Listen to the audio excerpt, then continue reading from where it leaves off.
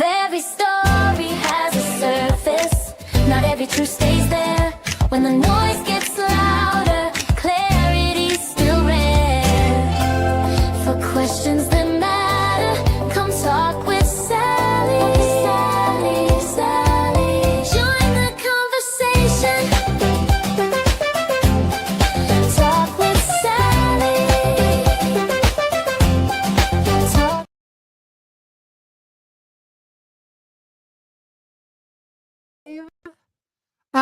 We have an amazing space for you guys today and an amazing live stream. It is the Bovino effect and the future of immigration. Where's Hernando at? Is he running late? We're going to be having. Yes. Okay. He said he would be here about 6. Okay. I think 6. No worries. I knew we were starting just a little bit early, and that was for my purposes to get the space set up, make sure we had audio, and to make sure that we got the stream going and doing a sound check there. So I just want to welcome everyone for being here today. We're going to be talking about Bovino, who he is, what his role is, how did the Border Patrol even start. What I'm going to have you guys do is, Julian, I want you to introduce yourself, and then I want all of the speakers on the panel. We've got Yvonne, I have bringing you up to speak. So yeah, introduce yourself first, and we'll go through everybody. I think I've got to reconnect, actually. Mine's glitching out. It's not showing me who's on stage and who's not. Okay, so I'll go over to. I'll be right back. Sorry. There is an X update today, everybody. So make sure that is up to date on your end. So we'll go to Old Patriot Patrol. Sorry, I keep calling you Patriot. Old Patrol HQ. Hi, Sally. First of all, thank you so much for you and Hernando getting this live, put together on X and talking about the conversation that nobody else is talking about, and that is the Bovino effect. My name is Gil Maza. I was in the Marine Corps, and then I was in the Border Patrol for 25 years out of San Diego sector. And since 2021, when I retired, I've been using my social media to inform people about the border situation, especially critically during the Biden years, and now talking about the progress that Donald Trump has made in his administration as well. So I'm really glad to be here, and I'm looking forward to this conversation. Yay! All right, I think we got Julian back up. I'm going to have Julian introduce himself, and then we'll go to Yvonne, and then through the rest of you guys.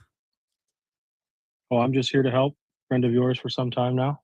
Happy to be here. I like to think I know about some things, and I'm pretty good at figuring them out if I don't.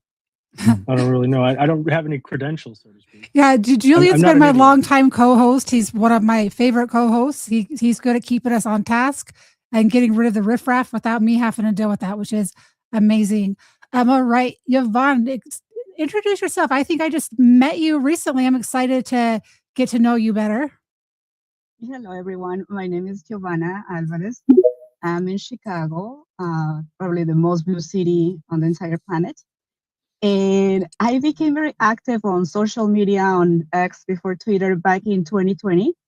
And the entire reason was COVID. So since then, I realized more like where I was living at, what kind of leadership I got. I just became eager to make my opinion count and try to understand how things work. So last year, when we started the immigration operations, I was the happiest person on earth. And unfortunately, my dream is almost broken. So that's the entire reason why I'm here today. And hopefully from my civilian point of view, I can contribute to something and definitely learn some other things. That's awesome. Yay. Okay, let's go down to Border Patriots. Hello, Sally. You hear me? I hear you really good. Welcome. Okay. Hi. I'm an author, writer, but before that, I was 28, served 28 years with the U.S. Border Patrol. And now just me and Gil Maza like to stir up trouble. That's kind of what we do now.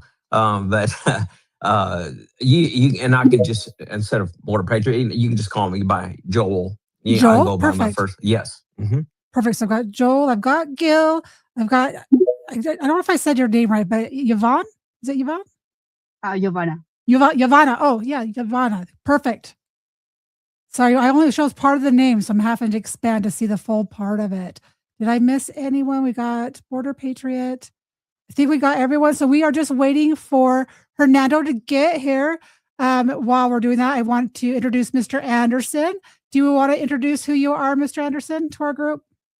Yeah, welcome everybody. I'm Mr. Anderson. I used to do a lot of political spaces. Now I do a lot of conspiracy stuff, simulation theory, and things like that. But policies and immigration has always been something I've kept an eye on. So I'm looking forward to having some experts come in here and tell us what the future of our country looks like for that. I'm happy to be here, Sally. Thank you. Yeah, so if you guys, I don't know if you were here when I said this earlier, Mr. Anderson, my mic has to be open the way that I'm streaming. So if there's feedback, just let me know and I'll try to control that. But I am super excited and I am very honored that I got a message from Hernando. I've done spaces with him in the past when Trump first took office and kind of what we thought the border was going to look like, how deportations were to look like. And so when he messaged me just before the weekend, I was honored that he would ask me to host a space like this. I feel this conversation is one that I don't know anyone else that is having this conversation in an honest, intellectual way. So I'm quite excited. I see that we have Aaron on the stage. I don't know if you're busy right now. We're just waiting for Hernando. So I don't know if you want to introduce who you are. And if not, that's okay too. You know I don't do that. But to Old Patrol, I just want to say, sir, thank you for all you do. You're a good man. Sally, good to see you again. Yeah, and he doesn't introduce himself. That is Aaron. He is one of our DHS whistleblowers who has gotten the shaft that should have been reinstated day one and for whatever reason has not. So I do thank you for everything that you continue to do to bring about change with the trafficking of children, even though it feels like a never-ending progress that it's never going to come. But that's a topic for another day, but I don't want to bring this space down. Rachel, looks like you dropped. I'm going to bring you back up. I didn't know if you wanted to speak now to this conversation, but you're welcome to. All right. So I didn't know. We're waiting on Hernando, correct, for this space to kick off. I wonder if he's looking at private DMs and didn't realize the other link didn't go through. So let me find it and send it to him. He put in that group chat that you set up that he would be here at 6 p.m., but I don't know what time zone he's in. Oh, yeah. Well, he's the one who set the time. So I think he's central. So he's central. He should be Yeah, here he's shortly. central. Okay, that's right around now then. I'll text him as well. All right. So I don't know. So I don't know if someone in here is wanting to explain the history of USBP or if we're just going to wait for him to arrive to explain that. If you would like to get that, going so we can get started on the conversation, I think I could start that out and then Joel can add in what, his part of it as well. All right. I do see Hernando. I just sent him a microphone. He did send me a very detailed outline. So we're going to talk about the history of USBP. Who is Gregory K Bovino? Centro Sector. Trump, it says Noemi, I think. Homan administration and operation at large. And talk about Bovino's removal as commander and what is next for us in the future when it comes to deportations and everything that's going on. How are you doing, Hernando? Well, hello, everybody, and welcome to the spaces here exclusively on X and Rumble and YouTube. I want to thank Sally, Julian, I believe Johnson, his name is, and the posse here, Gil Maza with Old Patrol, Joe Maldonado, Porter, and our friend Yvonne. This is an exclusive podcast, and I'm so excited to have everybody here so we can share some information regarding the commander, Gregory K Bovino, and his posse, and historical warrior that he is, and the fight that we're in for national security. So why don't we go ahead and I want to thank all my followers. Please share this spaces now so we can get more people in the room, and let's have a great show here. Let's go ahead with the history of the U.S. Border Patrol. I'll drop the mic there. Okay. Well, this is Gil Maza again. And so back in before 1924, we did have mounted patrolmen that worked immigration in many different forms, but it was very minimal in those days. but basically because of a humongous influx of Chinese immigrants that came in around that time, they began to realize that they were going to need some type of mechanism for enforcement. In other words, that we would have to go out into the communities, secure our border, and work the border to make sure we knew who was coming in, during that time.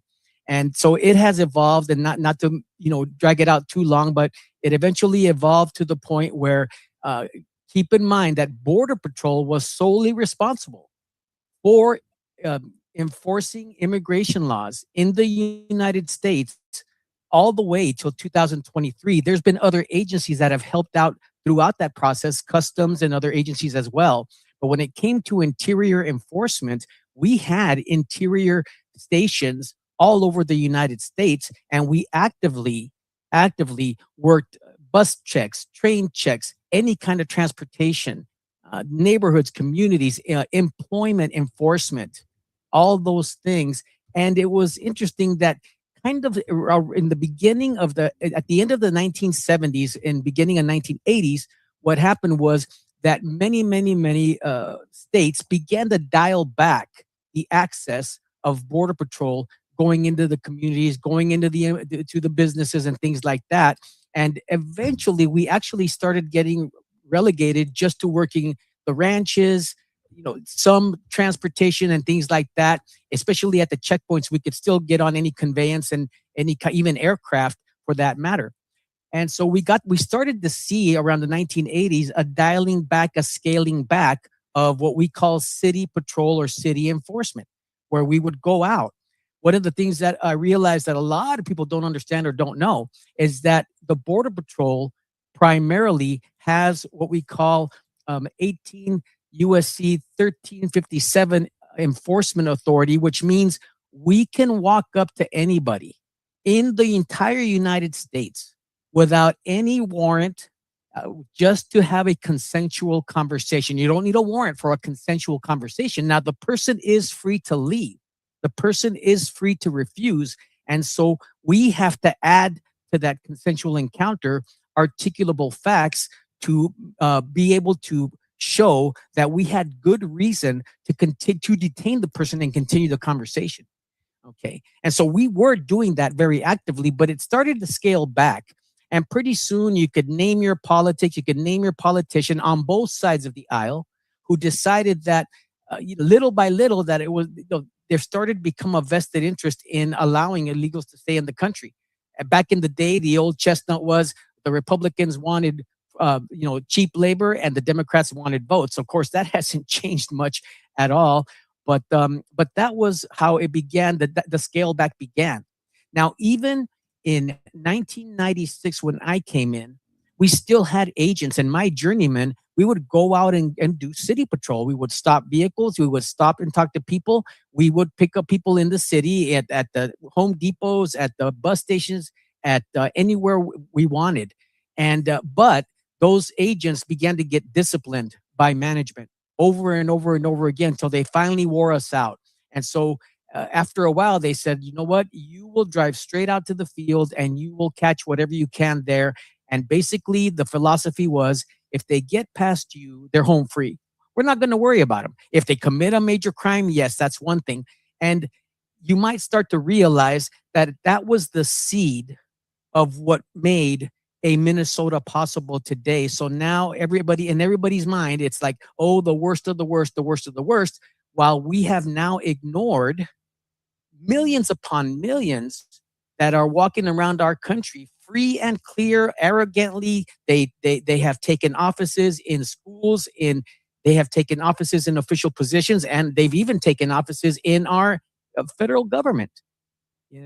So little by little, it got scaled back, and now, honestly, illegal immigration is a lucrative business.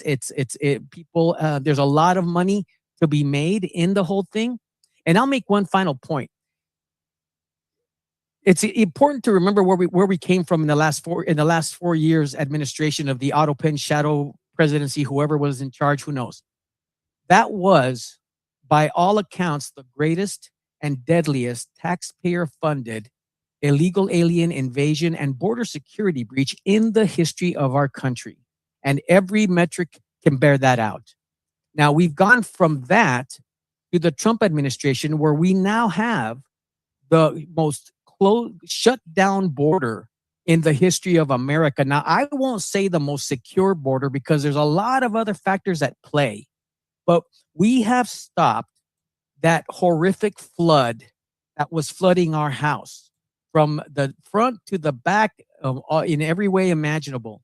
But unfortunately now, like any other home, we have to deal with the internal damage that threatens to destroy the structure from within. And I'll leave it at that right now, unless anybody has any questions. I don't have a question, but I do think it's interesting that this sort of interior enforcement was something that's a common claim I hear these days from people who oppose it, is the extent to which the Border Patrol is in the interior apprehending people. And I didn't even know that was like a common practice a few decades ago.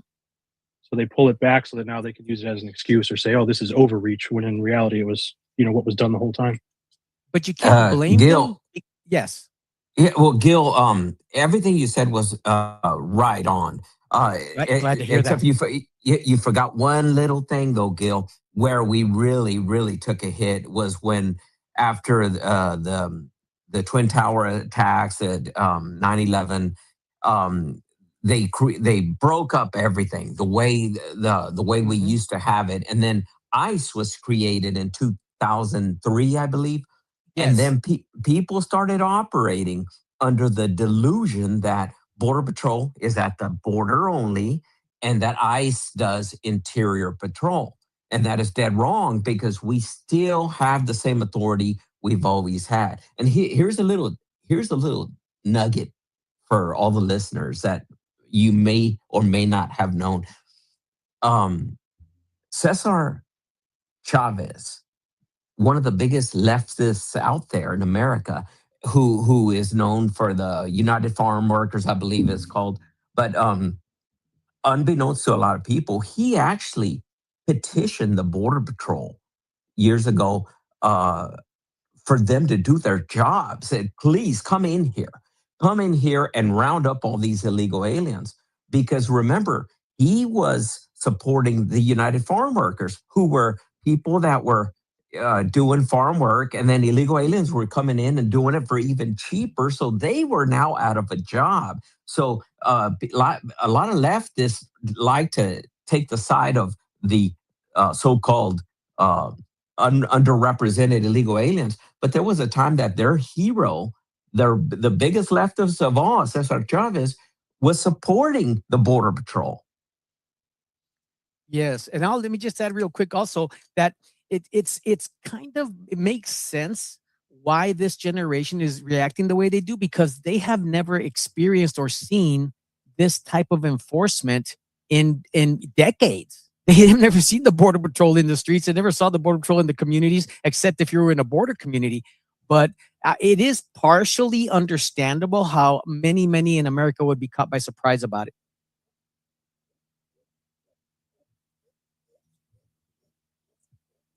We got a little bit of dead air going on there. Go ahead, Julian. Oh, I was going to tell Hernando, go right ahead.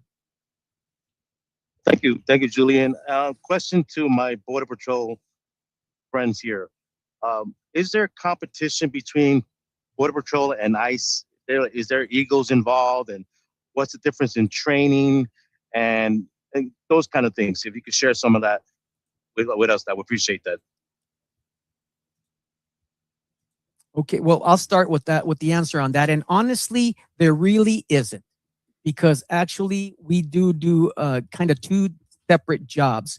For Border Patrol, it does involve enforcement of immigration laws wherever illegal aliens can be found. Now, we have been relegated in the past few decades to solely the border. And when ICE came into effect in 2003, it was primarily an investigation agency. Yes, they had their teams that would go out and grab the people on the streets. But many of these teams, by the way, are formed by Border Patrol agents, either retired units or even individuals taken on detail, because the Border Patrol, the training the Border Patrol gets encompasses all those things, encompasses enforcement anywhere in the, not only in the southern border, but throughout the country.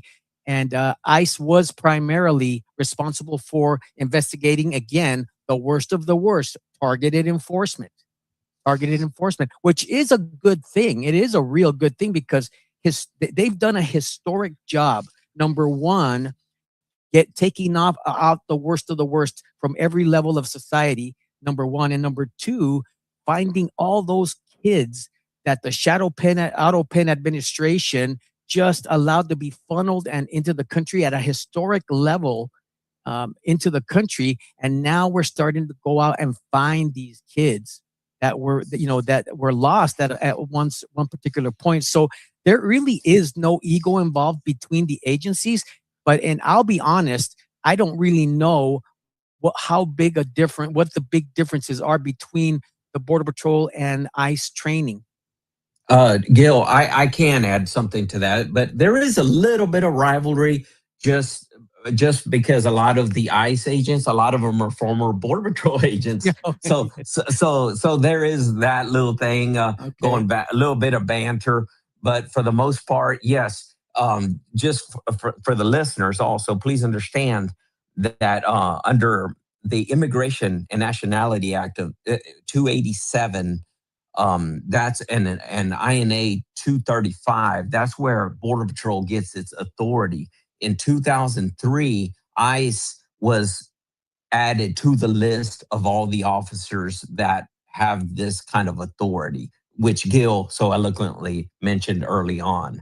But yes, we pretty much have the same kind of immigration law training and things like that. I would say Border Patrol, even a lot of people were saying Border Patrol doesn't belong in Minneapolis and this and that. Well, we actually receive riot training and stuff like that at the academy. So I can't speak to ICE and what exactly they do as far as that, but we do get that kind of training.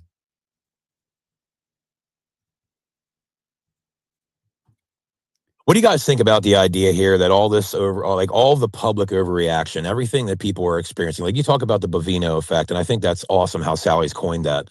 It's a really cool thing if you think about it. To me, that means when political rhetoric becomes actual enforcement that's visible to the public. You know what I mean? Like, is that what's happening right now? Is that why everybody's overreacting? Have we ever, as a country, have we ever done this level of immigration enforcement broadly like we are right now? Or is this a new thing and a first time thing for us? If you guys wouldn't mind kind of give me some insight on that.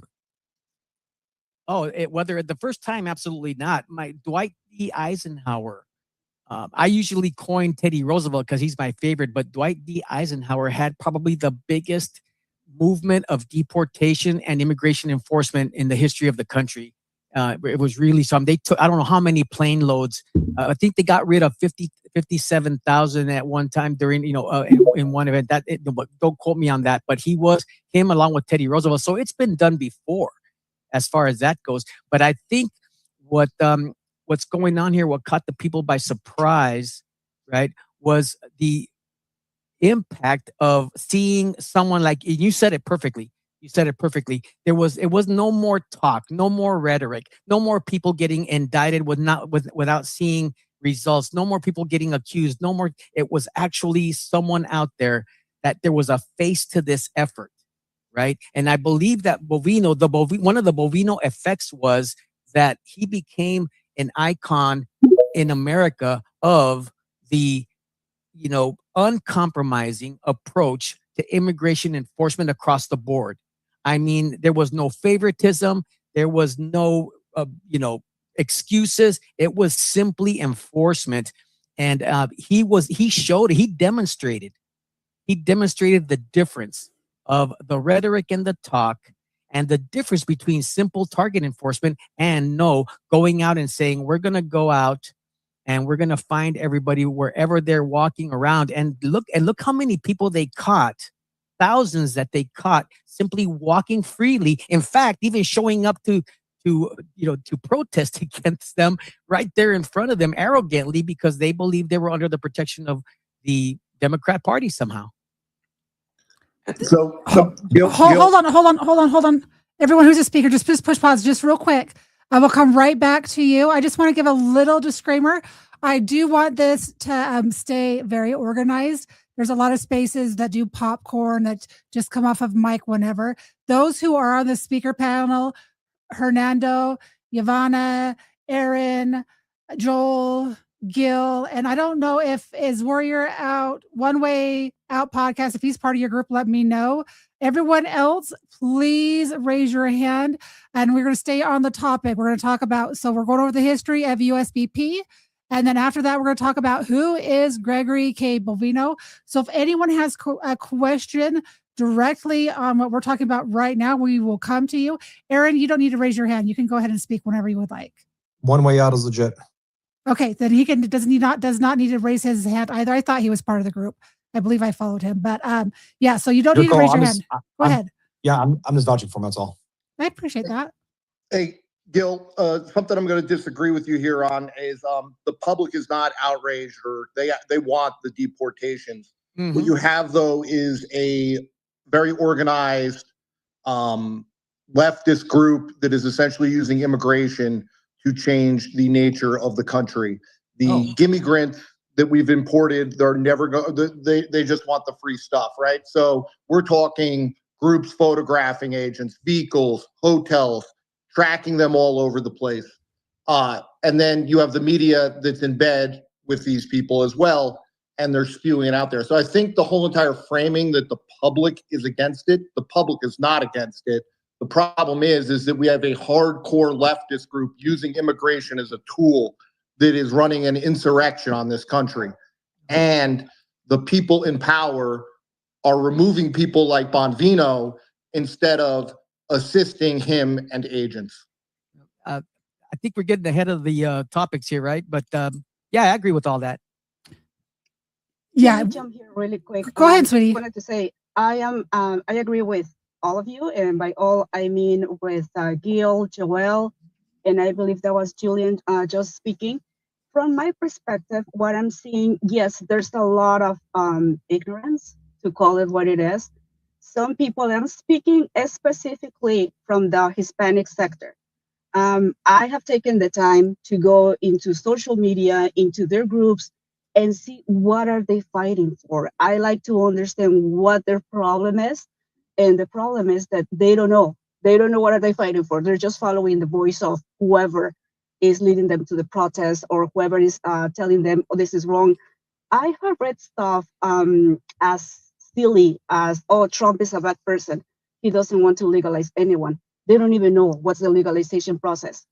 And going back to the education stuff, I think one important thing that is happening right now, and social media is really helping on it, is educating people. People need to understand where this came from and where is this going. Otherwise, it will never happen. And for this, I like to give a lot of credit to both Gil and Joel.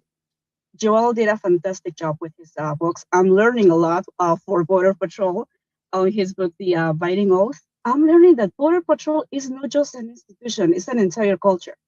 It's an entire way of life. So I think it's important for people to understand who the Border Patrol agents are, where they came from, and exactly what their mentality is. They're not whatever the traditional media is picturing as.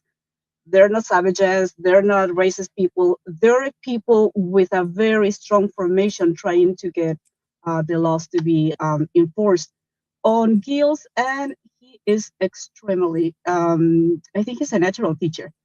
He explains things in a way that anyone can understand. So I think just as a community, as supporters, or whatever we want to be called, I think it's our duty to continue educating people and probably just leaving things there. And eventually somebody's mind will open to that. And just to conclude for now with Bovino, Bovino was and is a complete success. We have never seen anyone like him. And to me, a big portion of his uniqueness is that he has a very strong background, academically experienced in Border Patrol.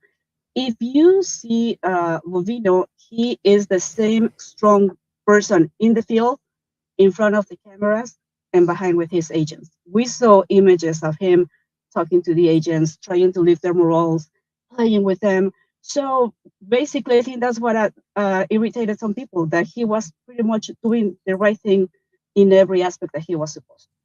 So I will leave it there, and then I'll come back with something else.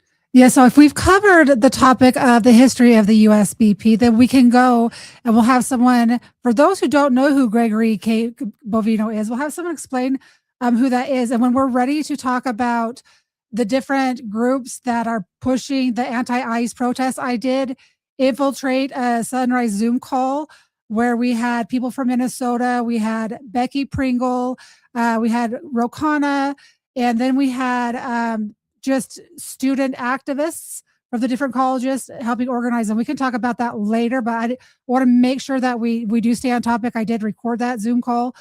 So yeah, I'm very well of how they're organizing it and who's participating in that. And it's a lot, the DSA.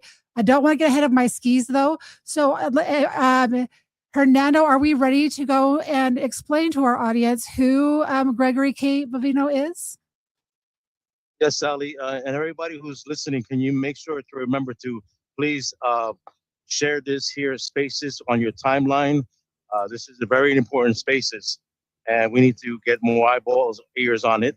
And for the question of who is Gregory K Bovino, I think that would be Border Patrol here, and Old Patrol will be the best people to answer that question. So you guys can grab the mic there. Okay, so just to give a background, there's Gregory Bovino, as far as the Border Patrol, started off in 1996. In fact, he was about 11, 12 classes after me at the academy. I was class 313, he was class 325. And so he was assigned initially to the El Paso, Texas sector. And then from there, he started moving on to run sectors like Yuma, the Yuma sector.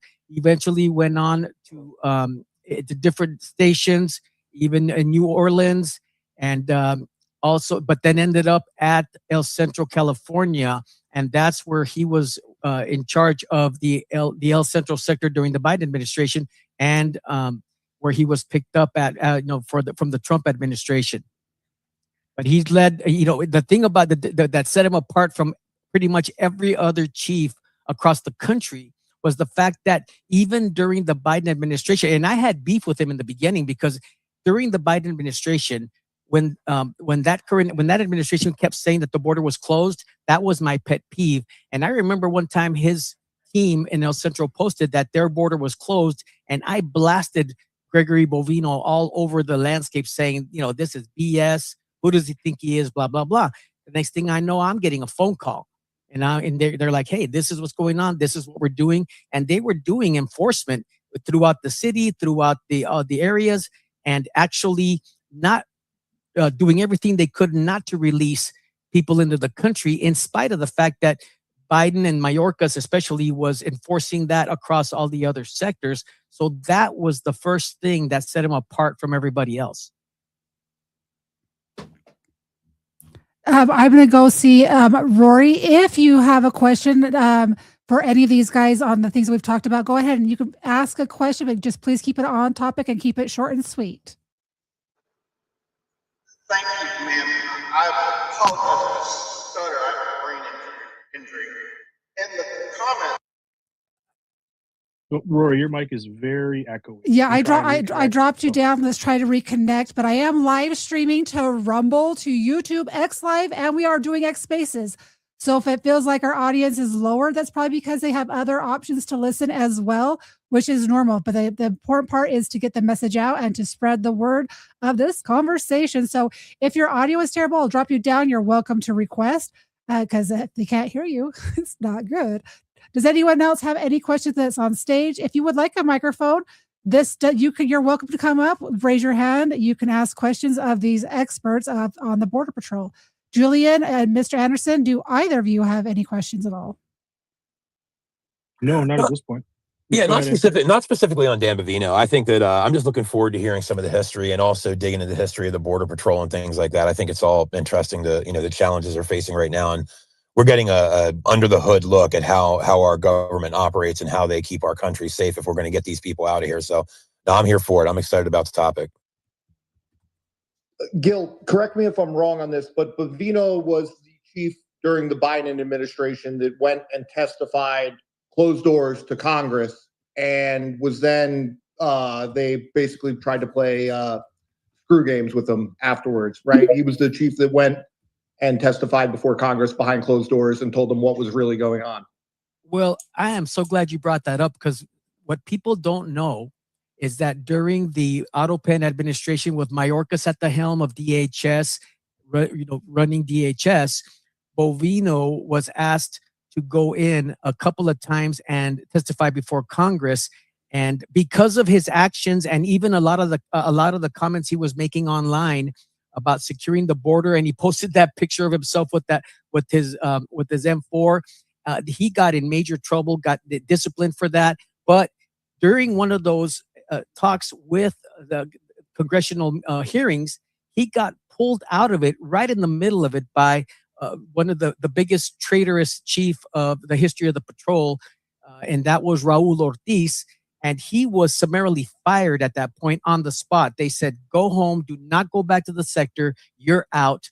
And because they committed so many violations, and because I blasted it all over media at that time, they had to reinstate him. So they've had they tried to do everything they could to retire him, to get rid of him during that time, because he was one of the few people, and others had testified, Modlin out of Tucson sector, Gloria Chavez, and others, but they played it off and made it sound like, it's not as big a deal. And they were basically playing ball with the Otto Penn administration. They were towing the party line, but he was, basically went scorched earth on them. So he's paid a lot of price for speaking out and doing enforcement the way it's supposed to be done, the way America wants it done.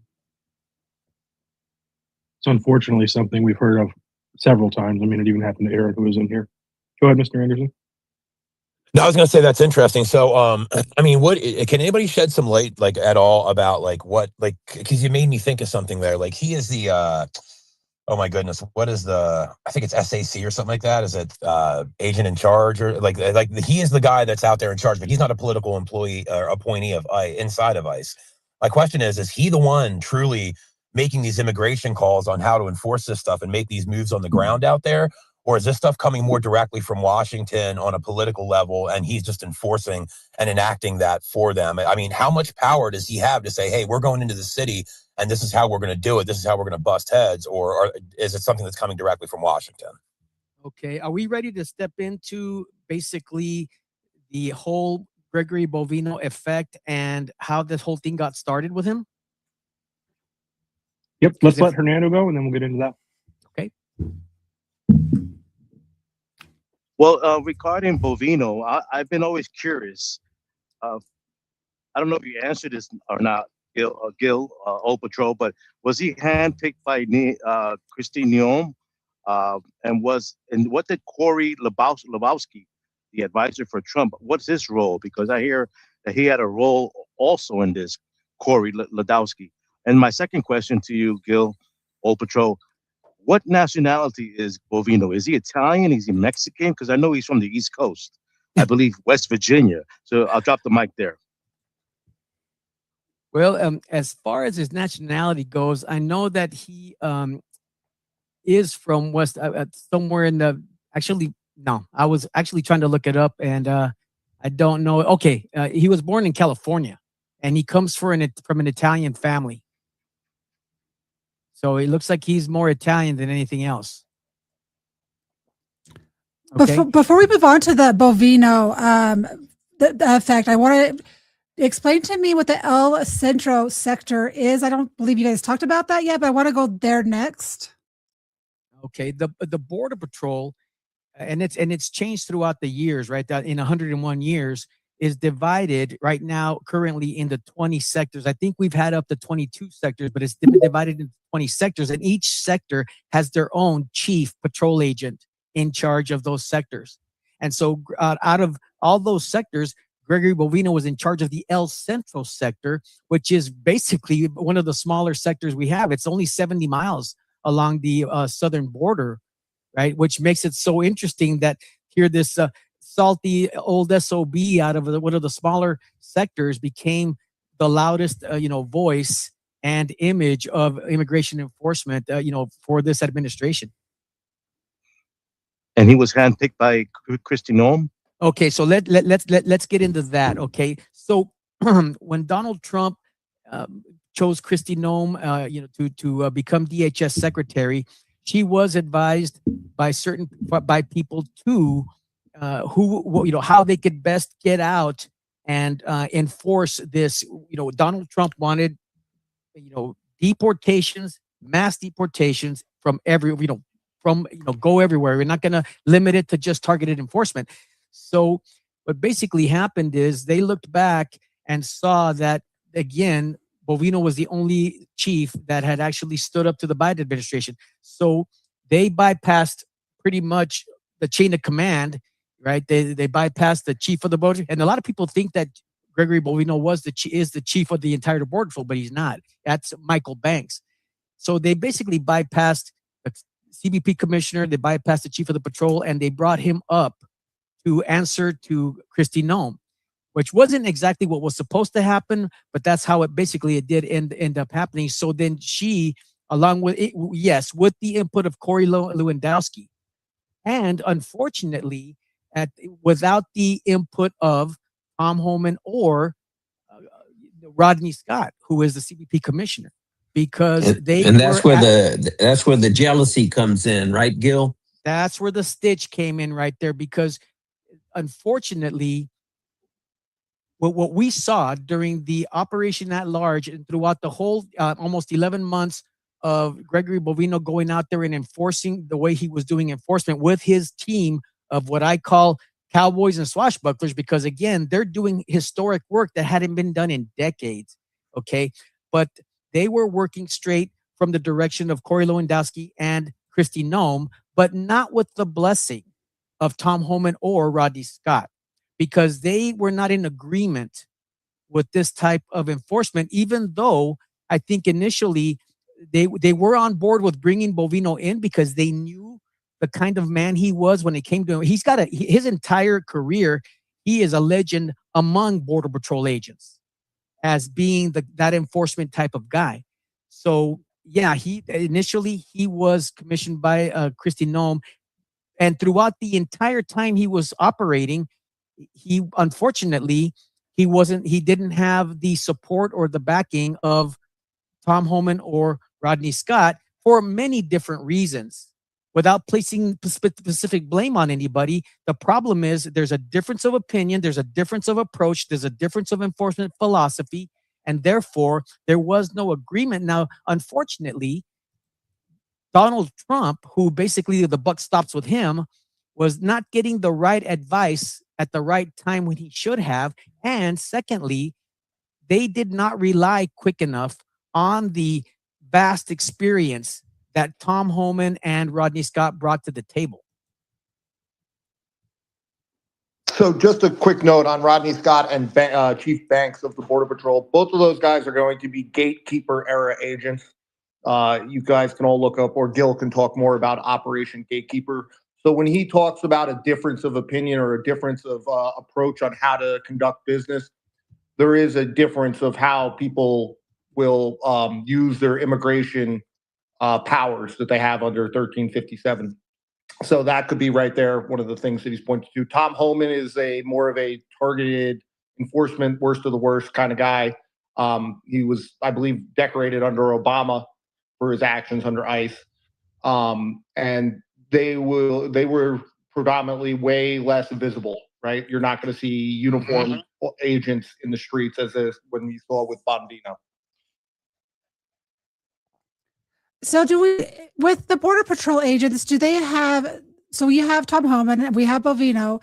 Is there certain people in charge of the worst, and then those in charge of lower operations, or are they all kind of under the same direction and guide currently? Well, what happens in the hierarchy of leadership in the patrol, it all really funnels down to the current administration and what their agenda is going to be. We saw that initially in the Trump administration, right? He was able to bring under control that illegal alien invasion, the caravans that began during his time. Okay. Now the thing about it is that from that time and even during the Biden administration, do not call it a humanitarian crisis. Okay. It was never a humanitarian crisis. It was a manufactured crisis with the only intent was to disrupt the Trump presidency. And then even now, further down the line, it is basically to flood the country with so many illegals that, number one, it waters down American culture. It waters down, the whole American, culture. And the second thing is that once the next census gets counted, and if these illegals, which I think is up to 50 million, and a lot of people think so now, even though they thought I was crazy when I first said it, me and JJ Carroll, okay, once those guys get counted, where do you think the electorate's going to go from there? I guess when you said you didn't see it as a humanitarian crisis, but I guess when I see the 350,000 plus children coming across the border, I see it as a huge humanitarian effort. Yeah, but that was done to us. That didn't happen by accident. That was correct. Correct. I agree with that. 100%. Go ahead, Aaron. You don't need to raise your hand, and then we'll go over to Stevenson. I'm going to definitely raise my hand. So can I address really quick, by the way, this whole worst of the worst philosophy? Please do. So when it comes to that, there's two lines of thought here when it comes to bad guys. Your murderers, rapists, etc., as they're calling them, the worst of the worst. Those are what's called public safety threats. Then you got your transnational organized criminals and your foreign terrorists. Those are national security concerns. So both are bad guys, right? However, this admin has not distinguished any kind of mathematical formula to determine the worst of the worst. What's worse then? A baby rapist 3 times over or a murderer? They're not doing that. So that's a phrase they're using for the public. But to my understanding, and I've talked with a few friends recently about this, there is no metric table. This has not been established in any kind of quantifiable, ability to determine who's actually the worst of the worst. My understanding is kind of going off a volume of encounters and or charges, but also geographic. I was in Nashville recently. There's no footprint there of any enforcement. If I'm wrong, especially from the Border Patrol guys, please correct me. But have you heard anything to counter that? Not really, but what I'll say is I think what they're going off of is basically any illegal alien who has a detainer, right, or has a warrant, because there's there's a bunch of them, who knows how many, walking free in the streets that don't have detainers and don't have warrants. In fact, can you explain detainer? Okay, a detainer is I think an I-47 that and the document says when this guy does his time and he's about to get released, please notify Border Patrol or ICE, and we will pick them up and process them for deportation immediately. Do not release them into the streets. That's what a detainer is. And so that's what Tom Homan basically negotiated with Minnesota, which isn't much of a negotiation because they were supposed to do that anyway. So basically all they've done is agreed to possibly do it. Whether they do or not is a whole different thing. Okay, so that's the detainer. So then that's how they say, that's what they're talking about, the worst of the worst. Either they're on a warrant or they're on a detainer to get picked up. But see, there's no mechanism. There's no mechanism for the ones that are walking freely and arrogantly in our streets. And the only thing in the last 40 to 50 years that has struck fear into these people is Gregory Bovino. Okay? Yeah, and that's what I was going to say. I was going to say that, Gil, that the I-247, the detainer. Thank you. Yes, that detainer. That's one question that I have for Tom Homan. Since you came in as a knight in shining armor, relieving a hero because your ego wouldn't allow it. So you came in here and you were the man that was going to resolve everything. I want to know from Tom Homan, how many detainers have been executed since this deal was struck? And I doubt that there's any, but they're just saving face. He bent over, he took it. We look like chumps. A hero was sent off into the sunset for what, man?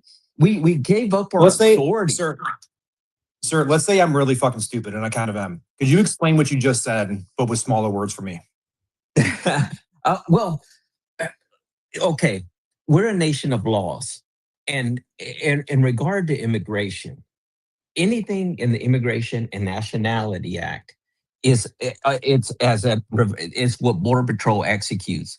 So when Tom Homan went in there, he supposedly said, "Okay, we'll leave as long as you start holding these guys for us under these detainers and release, and then when you call us when you but we haven't heard a thing about them actually calling Border Patrol or ICE when Question. criminals And, are still doing their crime and nobody's doing anything. But here's the bigger thing that your listeners have to understand. And I think Gil kind of touched on it, is all the people that are here illegally are criminals because they came in, and sure it's a misdemeanor, but they came in and they're considered criminals, so they are deportable. Upon encounter, we can take them out of this country. However, since we're so focused on criminal aliens, um, we gave up that entire authority.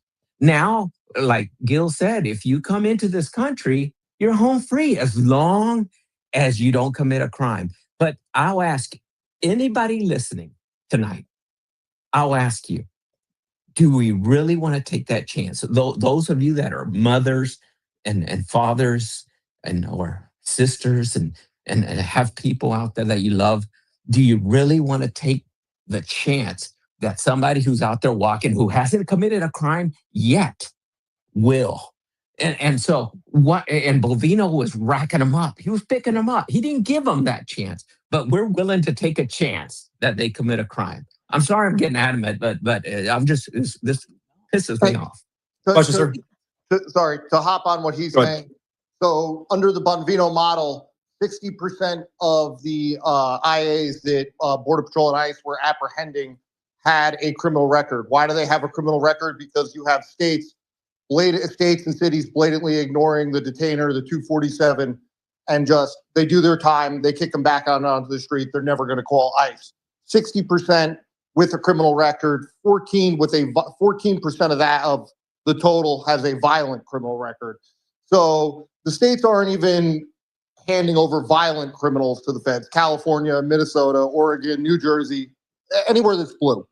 So that right there just shows you the level that we're at. We have a state level insurrection going on here using foreign nationals. Laken Riley, Jocelyn Nungaray, Molly Tibbetts, Rachel Morin, those guys had no record.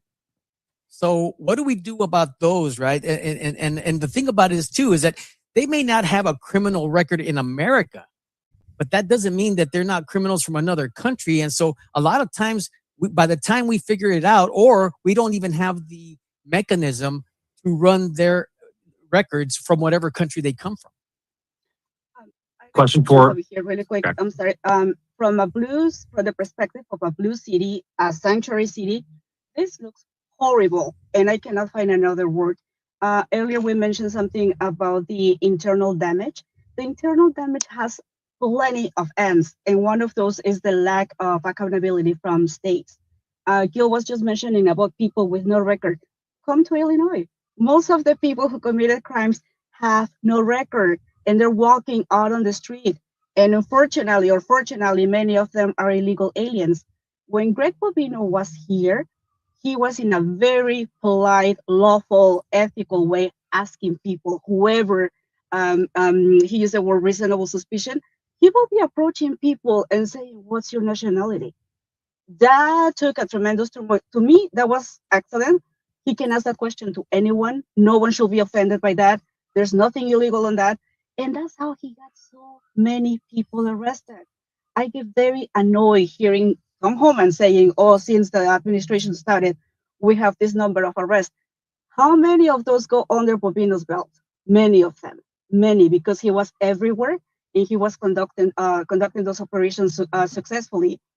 another thing that really, really concerns me is that there's a lot of internal backstabbing, a lot of internal disagreement. And that's what we saw in Minnesota. As a voter, that puts me in a critical position because this is the government that I trust. This is what I voted for. And then I see Tom Homan coming to Minnesota, like Joel said, being the with his shiny armor, being the almighty Homan. I've been calling him that. And I know that's disrespectful, but I could be calling him something else. And that's very, very disappointing because this is the government that I voted for. This is what I wanted to see. And instead of getting to see what I was expecting, what I was being promised, I see a lot of internal fighting. I see a national hero. I see a patriot. I see someone with the capabilities, the eagerness, and the willingness to enforce the immigration laws just put to the side. And I see, again, we go back to press conferences with a lot of subliminal comments. We go to conferences with no data.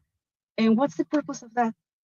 I'm not getting the results that I'm getting. So as a voter, that puts me in a very, very critical position. I don't know what I will do the next time I have to go on an election. I don't know what I will think about my government. So I think there's a very fine line between now and the next election. And the administration has to get their stuff together. Otherwise, this can be critical. Yeah, let's head down to Aaron real quick, and then old patriot. Gosh, I've had brain fart on your name. That is Gil, right? Correct? Yes. Okay. I don't know if your mic's unmuted or not. I don't hear any feedback at all, so I didn't know if you were trying to speak in between. But let's go to Aaron real quick. Okay, so border patriot, the way you described it was the federal government now will only get notified if the state of Minnesota, for example, says, hey, we're releasing this guy and he's a bad guy, detain him, deport him, etc. Right? Does the federal government have any oversight into that process? Or are they just waiting for the phone to ring so they can answer it to come pick him up? Well, I'm glad you brought that up because immigration law is the only law that I can think of that you can have such thing as sanctuary city. Who even came up with that term? That's a made up term. Imagine like in Mississippi, I've mentioned this before, this example, Tupelo, Mississippi. Let's just say they decide, hey, no more blacks are allowed into schools. Can they get away with that? Can they become a sanctuary city because Mississippians believe in that? No, nobody, and they shouldn't. So why should we let them get away with it on immigration? But we allow it. Like I said, we're surrendering our authority little by little to where even politicians. I'm in Texas, so there on District 21, Chip Roy's old seat. There's a Tejeda running. He's a rhino. Well, anyway, he has his commercial, and it's very subliminal. It says, "Deport criminal aliens." So that to me says that that's all he's interested in. He's not interested in, if he was a true conservative, it would say deport all illegal aliens.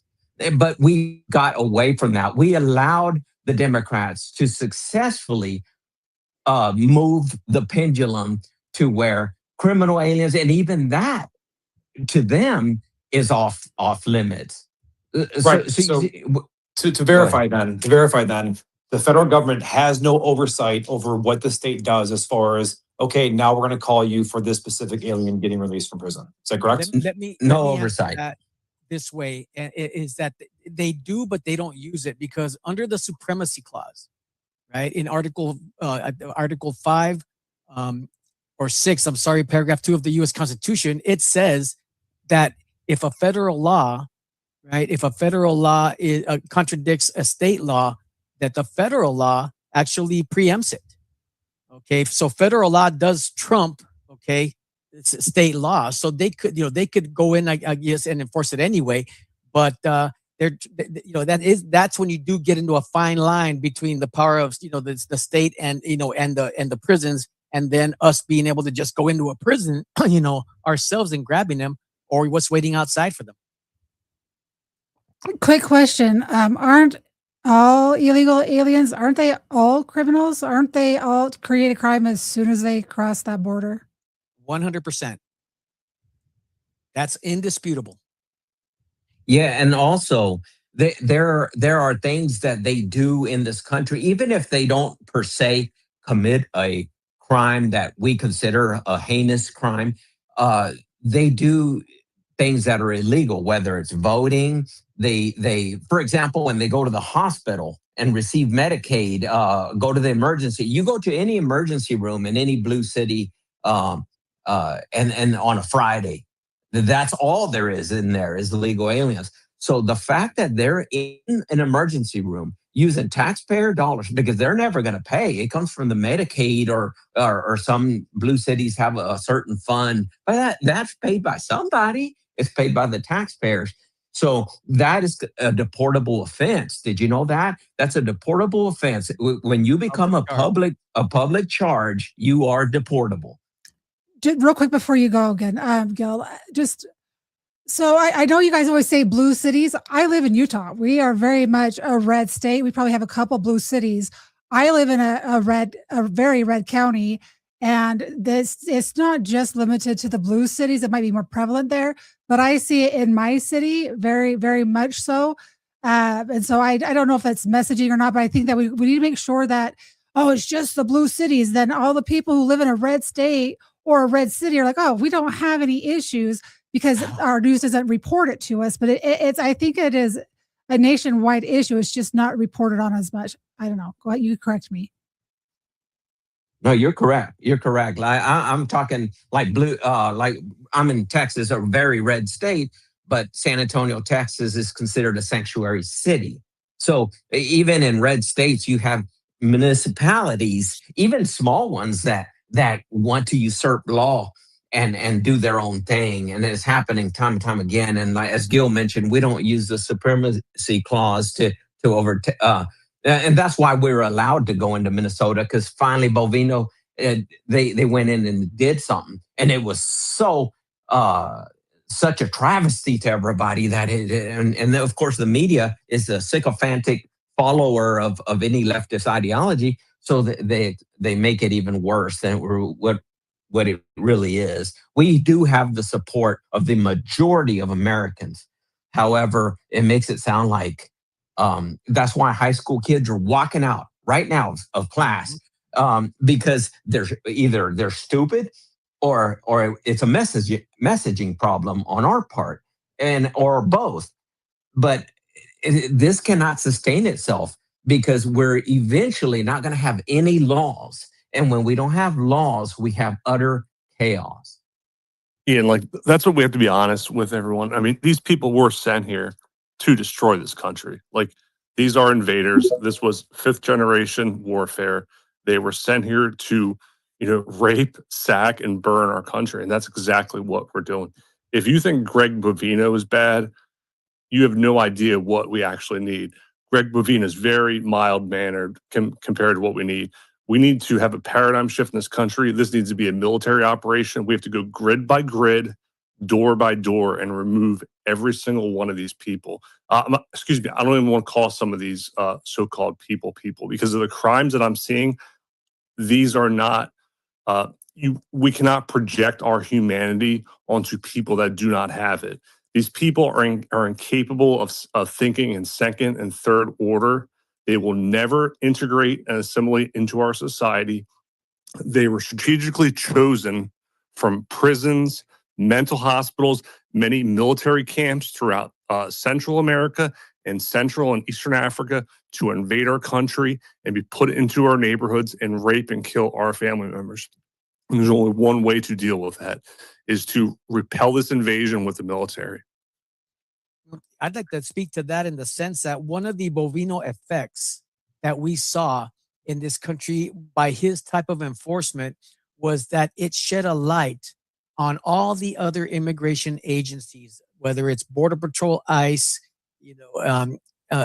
those immigration agencies, that we no longer have the internal will to enforce just a basic 8 USC 13, 24, and 25 anymore. So it's got to be the worst of the worst. Everybody else, well, as long as not committing any extra crimes, any other crimes, just leave them alone. And so what has happened? We have allowed that to happen for so long that they actually have the arrogance to protest, to raise their own flags in this country. And again, they're taking office everywhere.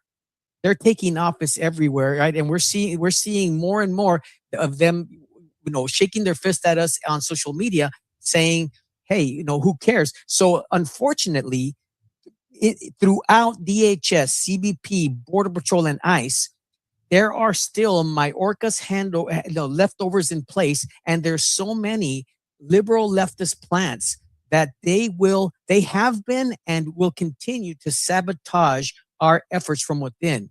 How do you think that they know where ICE is, where Border Patrol is going to show up even before they do? Border Patrol agents telling me as soon as I book my room, I get in there an hour later, they're out there with their whistles keeping me up all night. Or I wake up in the morning, 3 or 4 in the morning to go to work, and they're already there following them to their work sites. So we have an internal problem that is monumental. And if we don't start dealing with the internal leakage of information, we're being sabotaged from within. I would have to agree. Oh, go ahead, Aaron, and then I'll go right after you. And just to clarify, sir, when you say the worst of the worst, we all have to acknowledge this one. That's not a quantitative assessment. That is a qualitative, political, just fucking whatever it is. Basically, it's meaningless, because all it means is we either have a warrant on the guy or we have a detainer somewhere. But man, we just don't realize the damage that's been done by this last administration. My God, it's like you flood a house and you can stop the flood, right? But now you got to deal with the water damage. You got to deal with the black fungus, the mold, and all the stuff inside, the wood that's been rotted out. And basically now, yes, Donald Trump has done a magnificent historic job of shutting the flood from without, and the back door that Biden did as well, because the guy was funneling 300 to 400,000 legal and illegal aliens, because he stretched even the legal system to the point of meaningless, because people could qualify no matter what they did or what they said. So they were maximizing even those. All that's been shut down. And the administration is doing some good strides in starting to take care of a lot of that and looking into a lot of those things. But we got to deal with the internal flood now, which is across the board. Our schools are completely overwhelmed. The medical, that's why we're paying the premiums that we're paying. That's why houses are astronomical. That's why you can't, the job market is a mess, because everywhere we go, we are flooded by people that are not here legally, that are not here. And then not to mention the special interest countries that we allowed to come in freely, and hundreds and thousands of Chinese illegal aliens that came in. And if anybody thinks that none of those guys are controlled by the CCP, you're not awake. Not to mention the vast number of people on public assistance or using welfare. 78%. And the amount of remittances that are sent back to their home countries. I think I saw something like 37% of Nicaragua's GDP is remittances. Guatemala was around 20%. So there are tons of money is leaving our country and not being spent here. And it's coming out of our pockets. Yes. Very quick. Hold on. Just real quick before we move on, just real quick, because I do want to still kind of keep us on somewhat of our structure. So real quick, guys, for everyone in this space, go to that bottom right-hand corner. There's a little chat box. Go and hit that repost space. After the space, you're welcome to undelete it if you don't want on your timeline. I am going through the comments. So if you're leaving comments, I'm going to be going through, liking them, sharing them, and responding to them. If you don't want to grab a microphone because maybe you have a little bit of stage fright, leave a question down below, and I'll make sure that the people on stage can answer that question for you. And just before you go, Yvonne, I just wanted to ask a question before we move on to the last topic. I haven't heard anyone talking about legal immigration. So people who have refugee status, and I thought that Trump had revoked refugee status for Haitians and other people. Are they doing anything at all to remove those people from our country, or are they just here illegally now? Not seriously.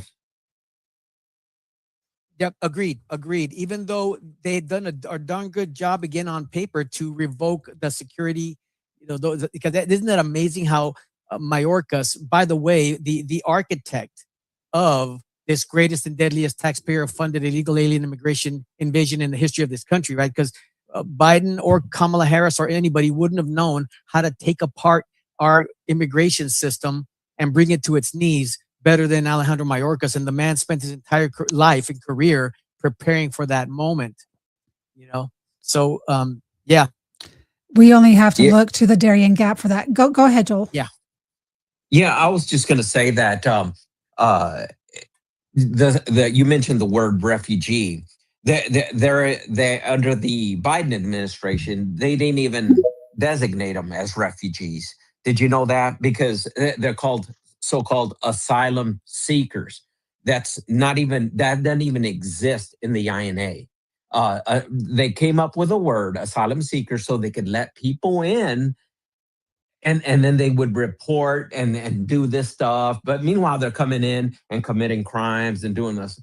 However, if they were truly refugees and they came in as refugees, they would have to follow by the rules of committing no crimes, not having diseases. Gil can speak to this, because when we were still agents, we were releasing people that were coming in and giving up, and we were releasing them that had AIDS. There was agents that were being threatened of being fired for not getting the COVID shot, but yet we were releasing people with COVID into our country. So that just shows you the hypocrisy of what's going on. So y'all got to understand the difference between a refugee and an asylum seeker. An asylum seeker is a completely made up word made up by leftists in this country so we could let in people. And for example, under the asylum seeker, they can come in and say, "Oh, I'm afraid of gangs," or "I'm afraid of poverty," and they can use any excuse whatsoever. But under the refugee, Article 31 of the United Nations, there has to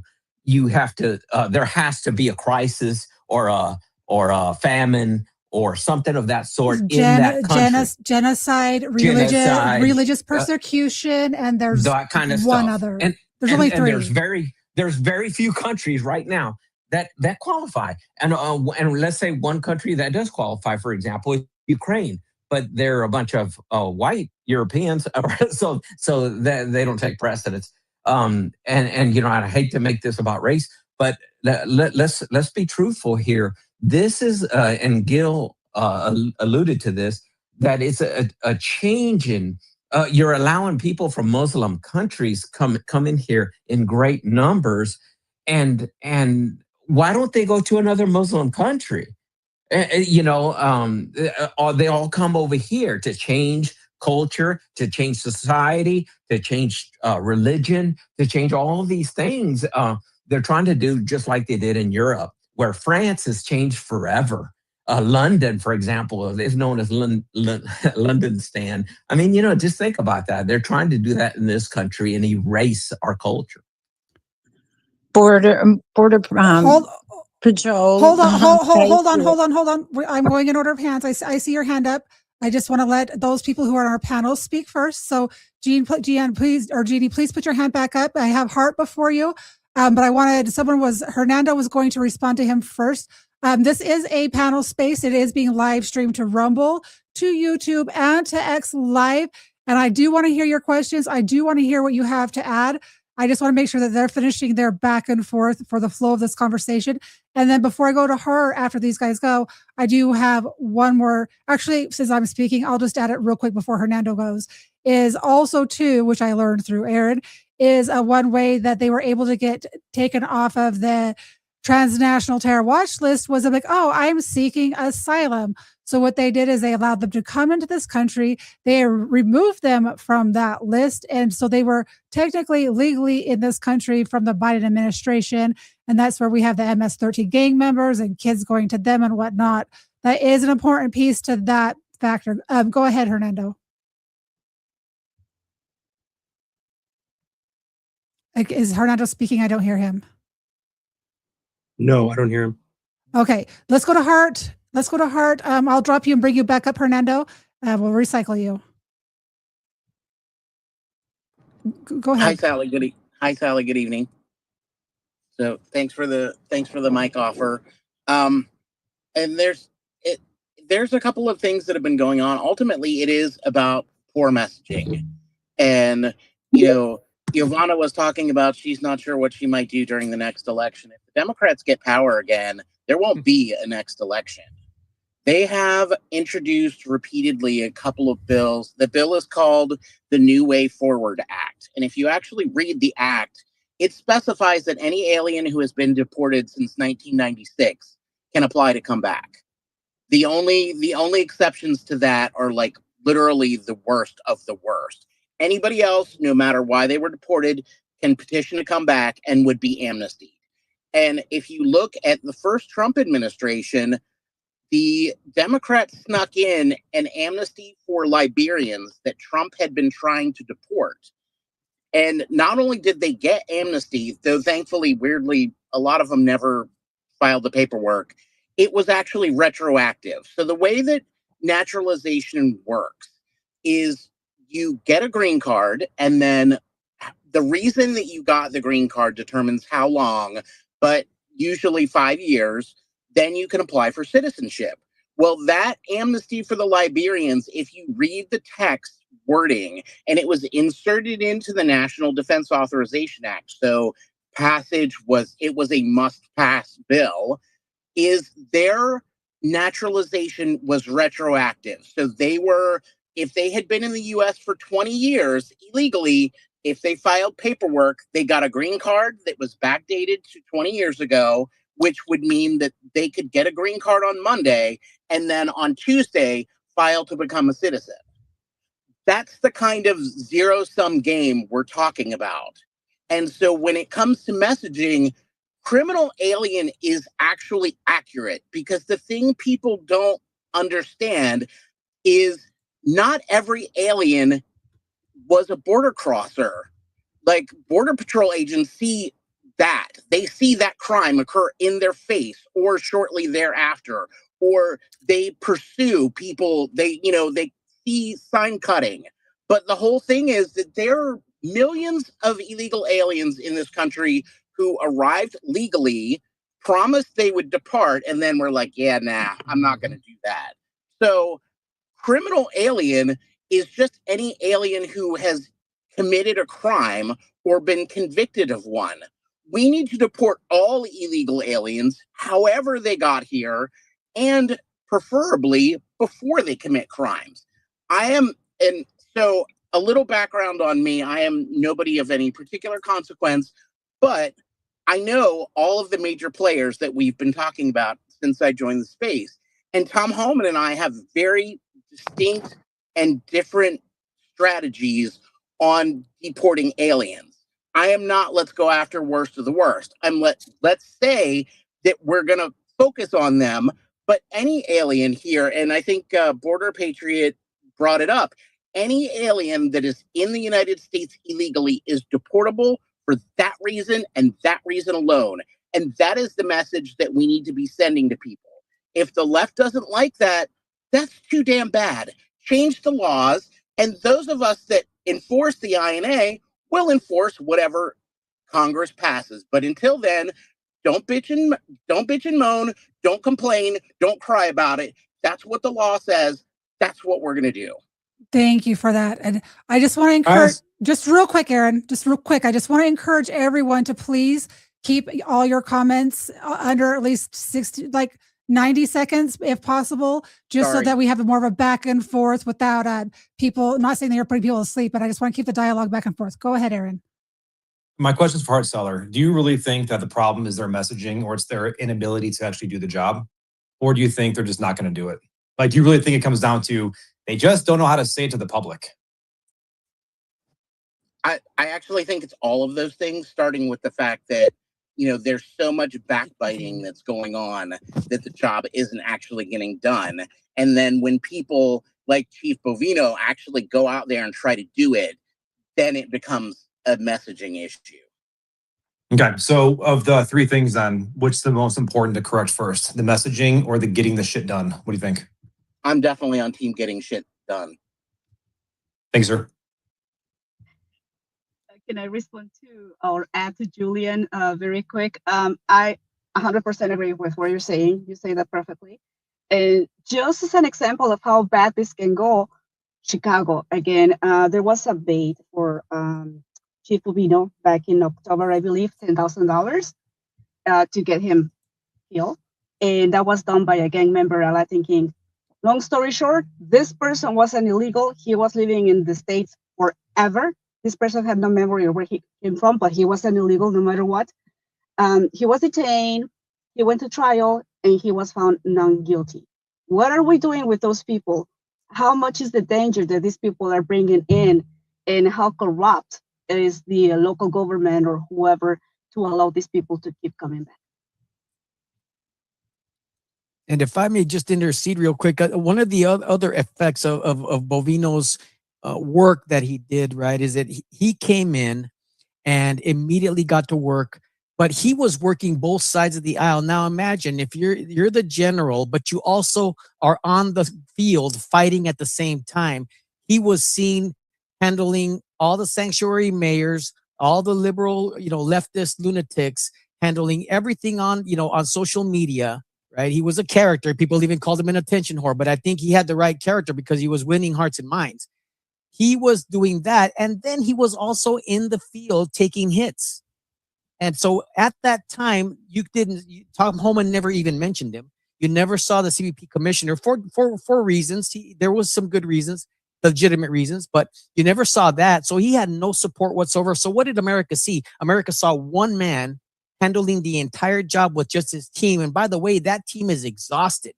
These guys are exhausted because I kept saying, why aren't we duplicating the Bovino team 20 sectors across? Why aren't we united on this? Why aren't we doing this across the country all at once? And that way, Minnesota would have been seen for what it is, which really was a response to cover up the fraud.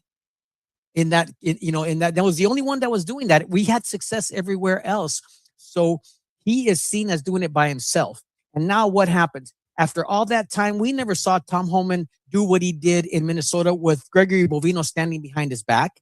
He shows up after people get killed.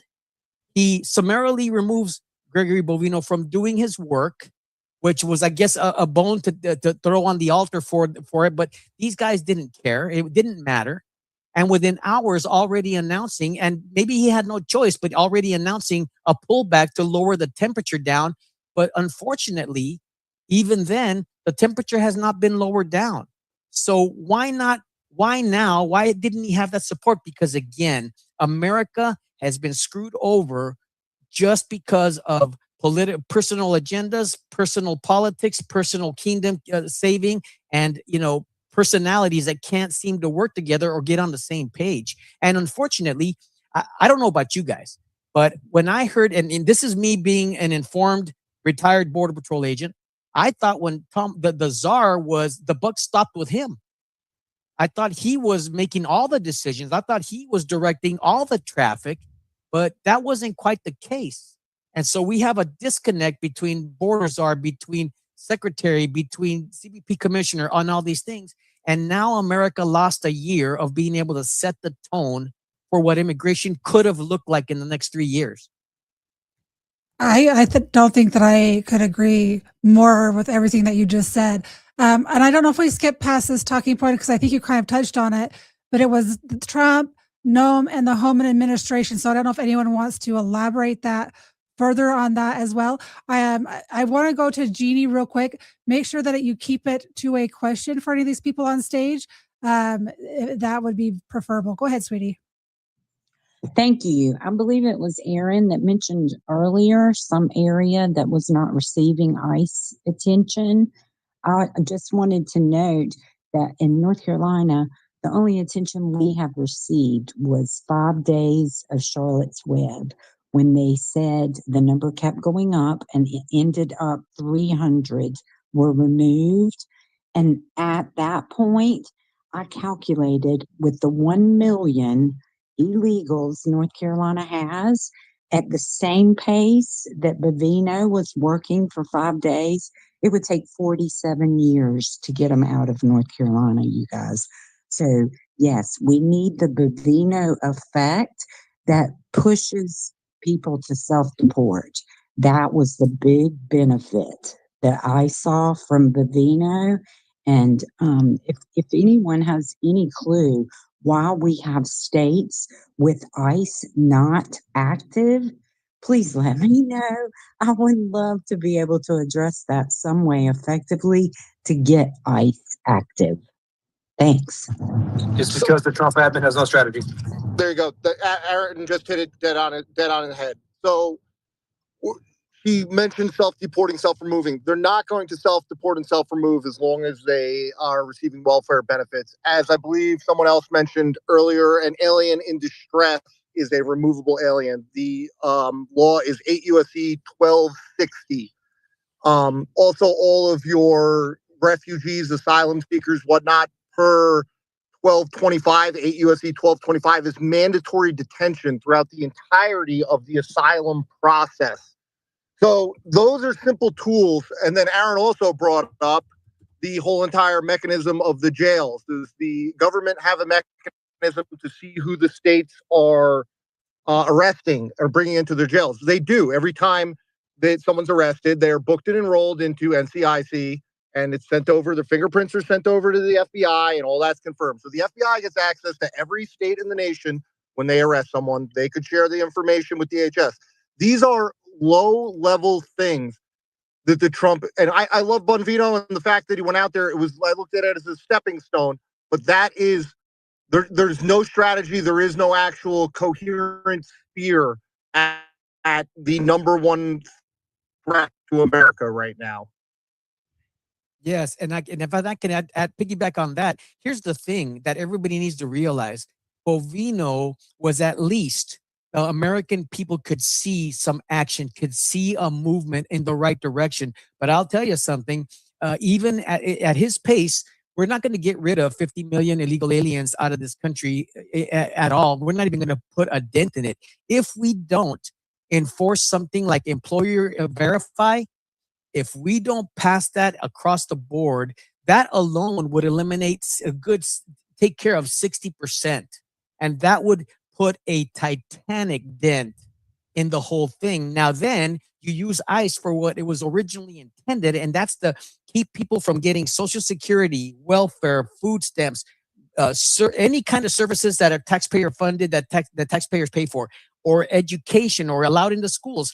That's what ICE would primarily be perfect at, is, get the Border Patrol to do the enforcement and, where it needs to go, and then have these, at least have in every city, have agents going and checking to make sure that nobody's benefiting from taxpayer funded benefits that is not legally here. And I'll tell you something, we could take care, it wouldn't take that long to have most of the people self-deport anyway, because if you sour the milk and make it unlivable here, then that will take care of most of the problem. But even Bovino at his best, and even duplicated across the country, we're not going to put a dent. It's like, buckets out of the Titanic. So guys, with any type of like complex system like the immigration system, it's so complicated, nobody really even knows how it works, and it's always changing. The only way you can deal with that is to apply friction at every single point of opportunity, and to slow it down, put up roadblocks, and continuously do it. Every time an opportunity comes up, you throw some friction, throw up a roadblock. And this isn't really a deportation operation now. It's a counterinsurgency operation. Like, we are literally at war. Like, our children and grandchildren are not going to have 10% of the lives that we lived if we do not address it in a military faction. And that's what has to happen. But the system is so litigious and so complicated at this point. We just have to keep throwing up roadblocks. But it's we're in the thick of it, guys. And every day, the aggression and savagery of these people is being shown in the news. And just seeing some of these reports, it's just increasing. But the demoralization of these people is increasing also. Psychological operations, they have to feel they're not going to leave the battlefield, which is our homeland, until they feel that there's no reason to stay and fight. And they have to feel that.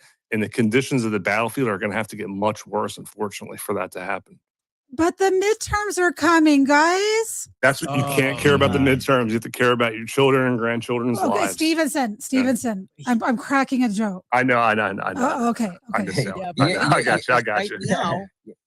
Now we got that. Now we have the midterms coming, which means that pretty much the effort, the immigration enforcement efforts are going to come to there'll be daily operations, things like that, but that's going to come to a standstill because right now we have to say, we talked about the Bovino effect. Let's talk about the Minnesota effect. What happened in Minnesota? It turned out to be the Waterloo of immigration enforcement. I don't see right now at this moment how that did not make this administration a lame duck for immigration this way forward, because now we're going to be stuck with congressional hearings, litigation, judges, you name it, right? But now the effort's going to be more. Let's get reelected for midterms. Let's not lose the midterms. And then depending on what happens after that, what's going to happen after that? If the Republicans end up losing horribly, then we're pretty much stalled.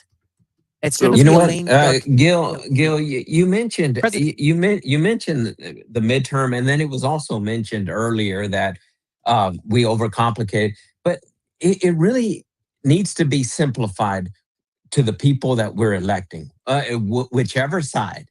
We have to always understand that the government has very few jobs. We complicate that, but the government, one of their few jobs they have is to provide safety for Americans.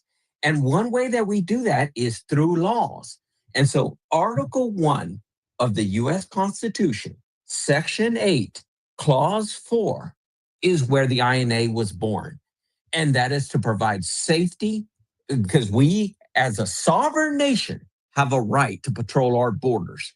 And we're not doing that. So if we want to keep it simple and say, hey, do your constitutional duty and do what we voted you to go do. But we're not doing that. We just keep on electing rhinos, or and we don't hold anybody accountable. And that's frustrating. Go ahead, So jump guys, it.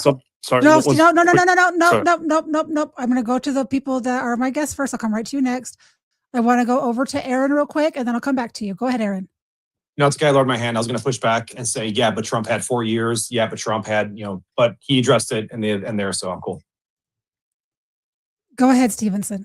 So quick about the messaging. Sometimes during these type of operations, you're going to have to lie, and you're going to have to lie to your own people, and you're going to have to say, hey, we're going to step down. We're not going to do too much while you're doing tons of stuff that nobody's seeing. And sometimes you have to push and pull the public, and that's the hearts and minds are part of it. But believe me, nobody in this administration wants his people out more than Donald Trump, and he's going to do it. But it's going to take a lot of work from us, and we're going to have to be patient in some ways. But he's going to have to, say, sometimes we're going to have to back off, but he's really not backing off. I'm going to have to get pushback on that, because anytime Trump wants to get something done, he gets it done. He gets it done quickly. So I disagree with you. We'll go over to Aaron, then we'll go down to Hart or Old. Gil, are you trying to speak? Because I can't hear you if you are. Go ahead, Aaron. I was going to actually ask One Way Out if you wanted to address that, especially what happened in 2018. It's like the one time the president, being Trump, ever uttered the word nationalist, and he did it in October for the elections. And then One Way Out, if you want to explain what happened in 2019 regarding the surge of illegal immigration. Yeah, but as soon as the elections come around, you'll get a border surge. It happens historically every single time. Sorry to whoever was talking, but that sounds like some Q stuff, which I don't play with. And the whole entire idea that Trump wants these people gone, he's already came out and tweeted that he's not going to touch hospitality workers. He's not going to touch agricultural workers. We can go on and on about the Constitution. These places that you're seeing these at large, what everyone's confusing is that it's ICE. Bovino is Border Patrol. Those were Border Patrol agents, as Gil articulated, doing our interior enforcement actions. Interior, right? A patrol agent can do as a power that they have. That was Border Patrol. doing that. So now Border Patrol's off the table. So you're going to see less deportations. He doesn't want them gone. It's blatantly obvious. These cities that you had these operations in have a ridiculously high, I won't even say illegal alien, I'll say foreign population. You go into Chicago, you go into LA, you go into Minneapolis, you go into North Carolina, large foreign populations, they are voting in their people. So that's why you're not going to have a consensus to be able to vote them out. Not because you've already have large sections of the country that have been taken over by foreign nationals. So, and you will see another border surge at some point under a Trump presidency.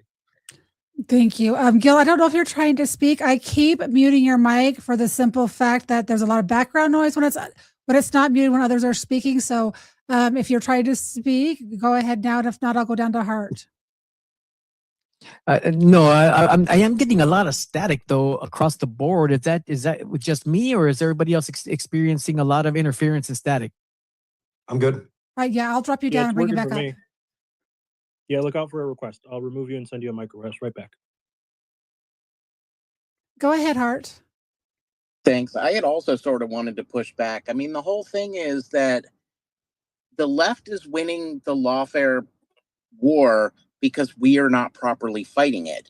Take this Irish jerk off, like that got arrested in a Home Depot parking lot. First, he's not Latino, but he's also wasn't a 1325. The dude entered on the visa waiver program, and he's still here 5+ months after he got hooked up, when the law explicitly says he has no right to contest his deportability. He literally signed it away.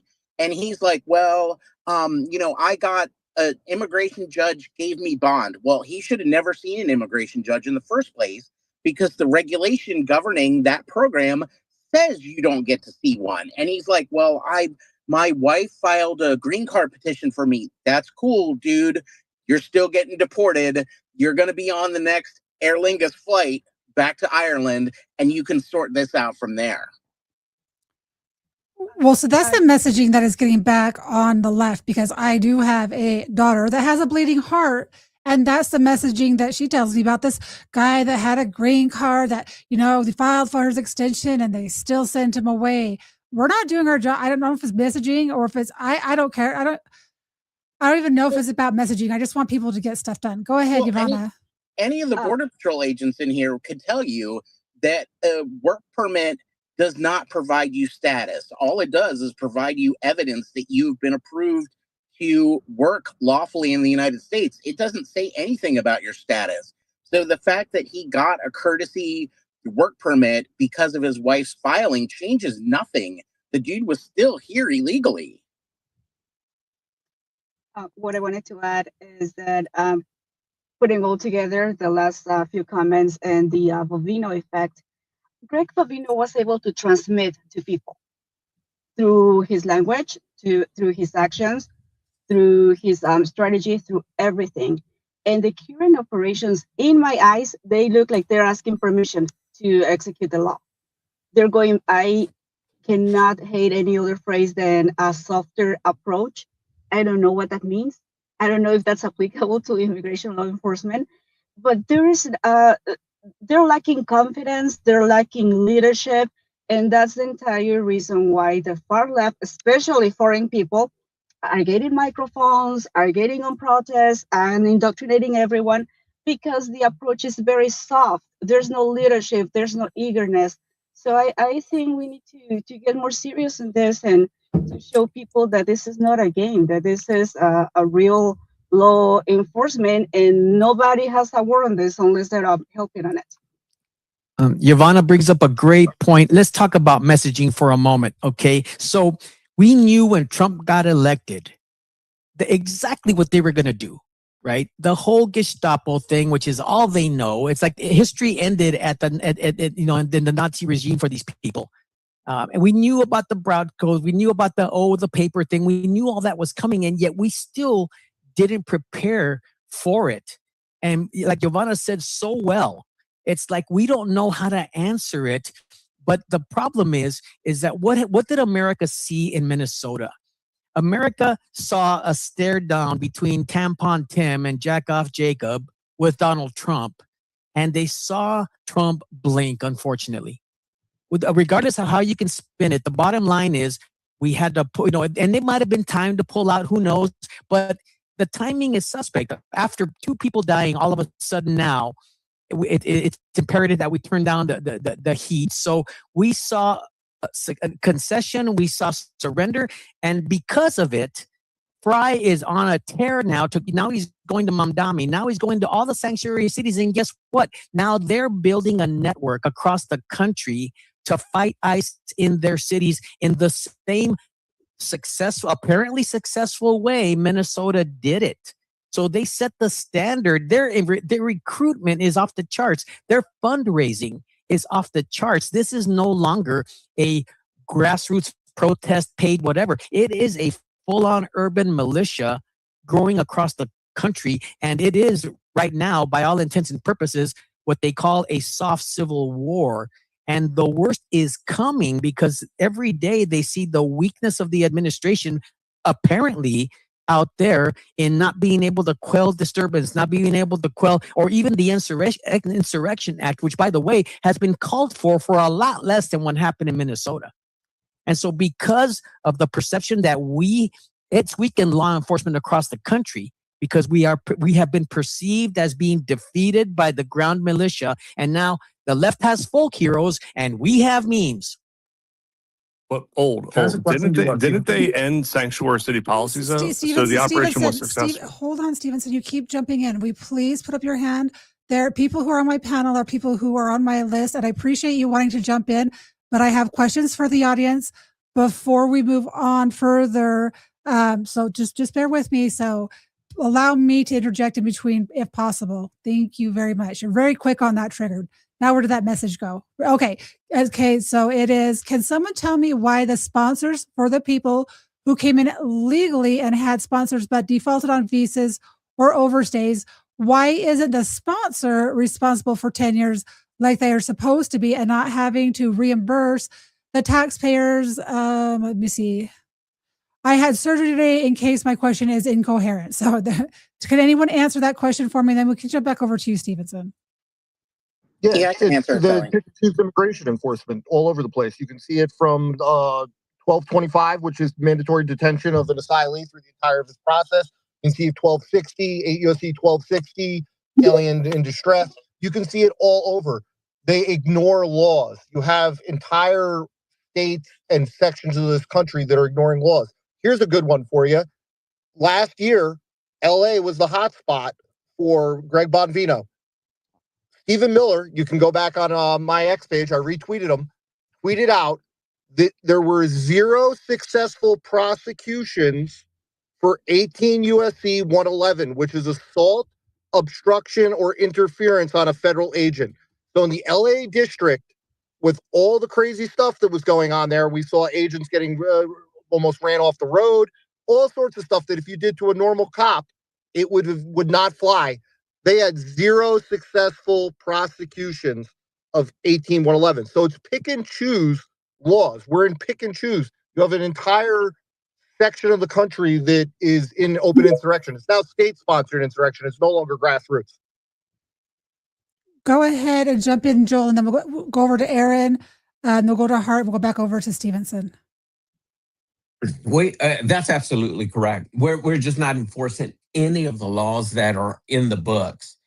And what happens is that people can commit any crime whatsoever when it comes to immigration because lawfare is on their side. As somebody mentioned earlier, there's whole population. For example, in Minnesota, it's all Somalis. Over there in Dearborn, Michigan, it's nothing but Muslims, and so they elect the people they want, and they put the judges in there that they want, activist judges that don't enforce the law. So it's never going to happen our ways. The only way we can do it is to I guess somebody mentioned earlier that we just need to do it.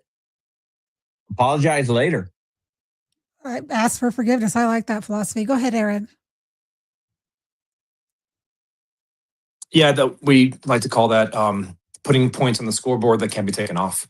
My question is actually for Stevenson. A lot of people kind of push back basically on the last thing you put out forward. Just quick question. Do you think Trump is the man for the job or not? Yes, yes, he is. So, guys, no time during any type of like military operation like this do things look good. Like during World War II, like it was a horrible. People were against it. Like during the Battle of the Bulge, 90% of Americans wanted us out of the war, and it was going very, very badly.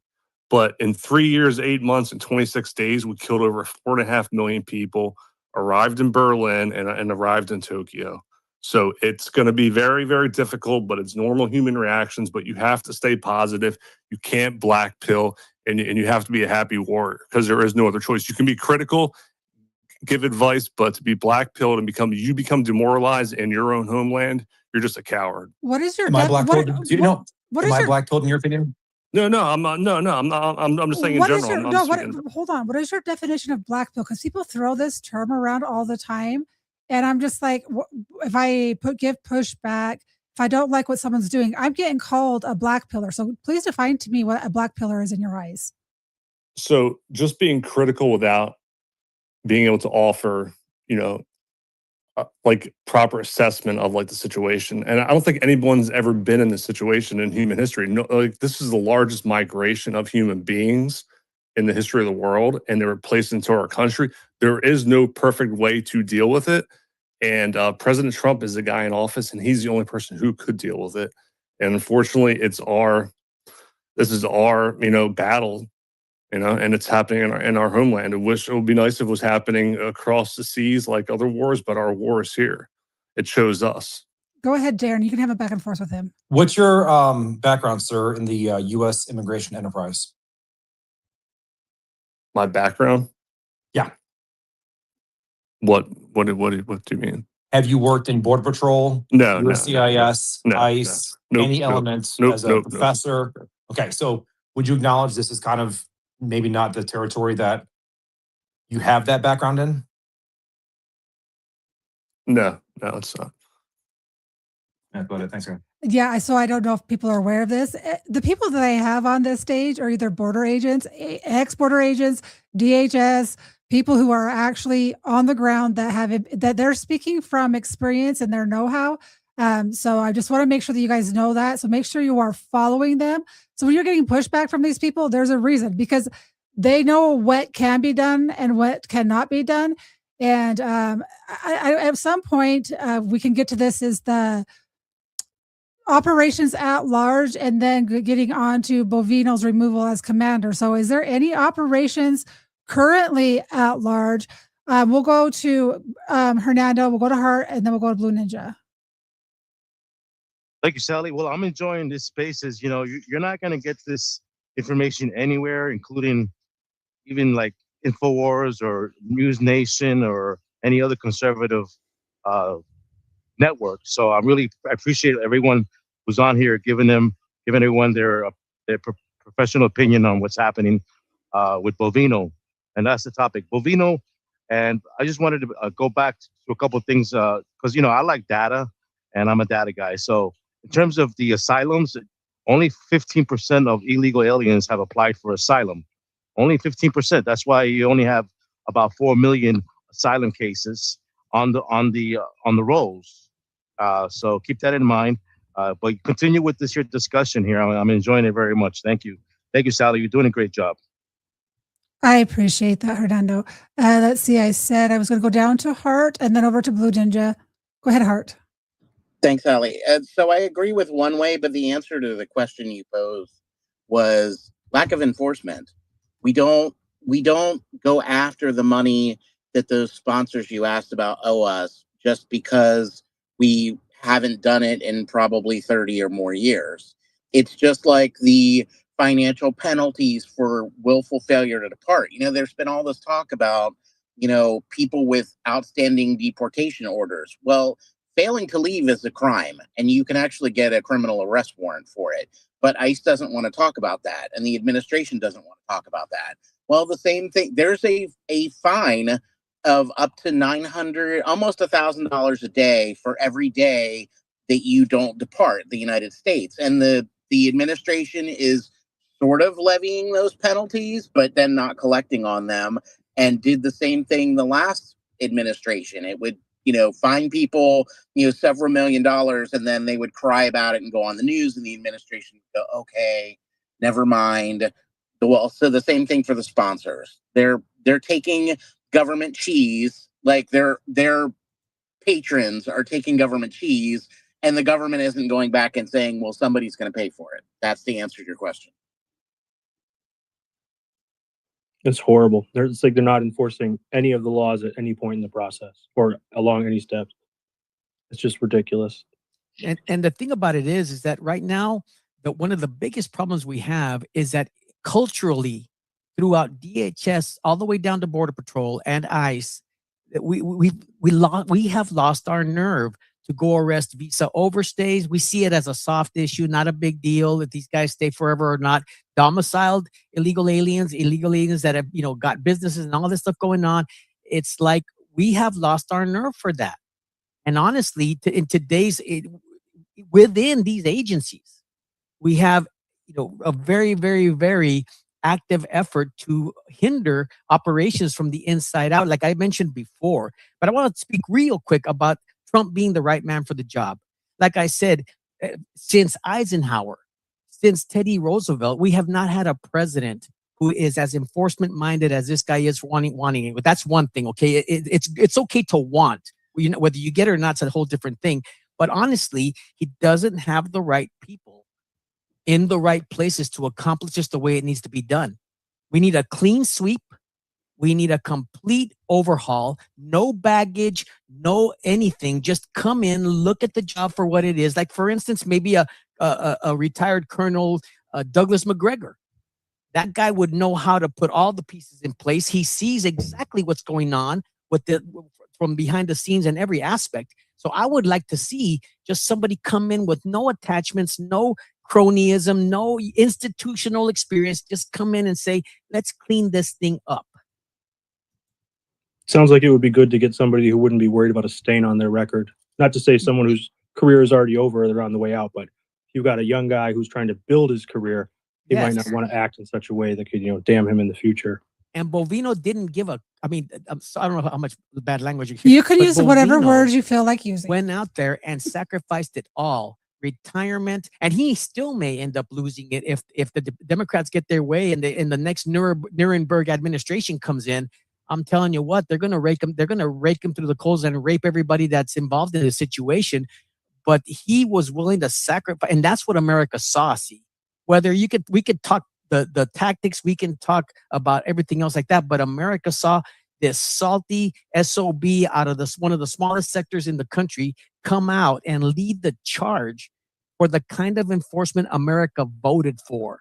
We don't want the worst of the worst crap that brought us here for the last 40 years. We want it all.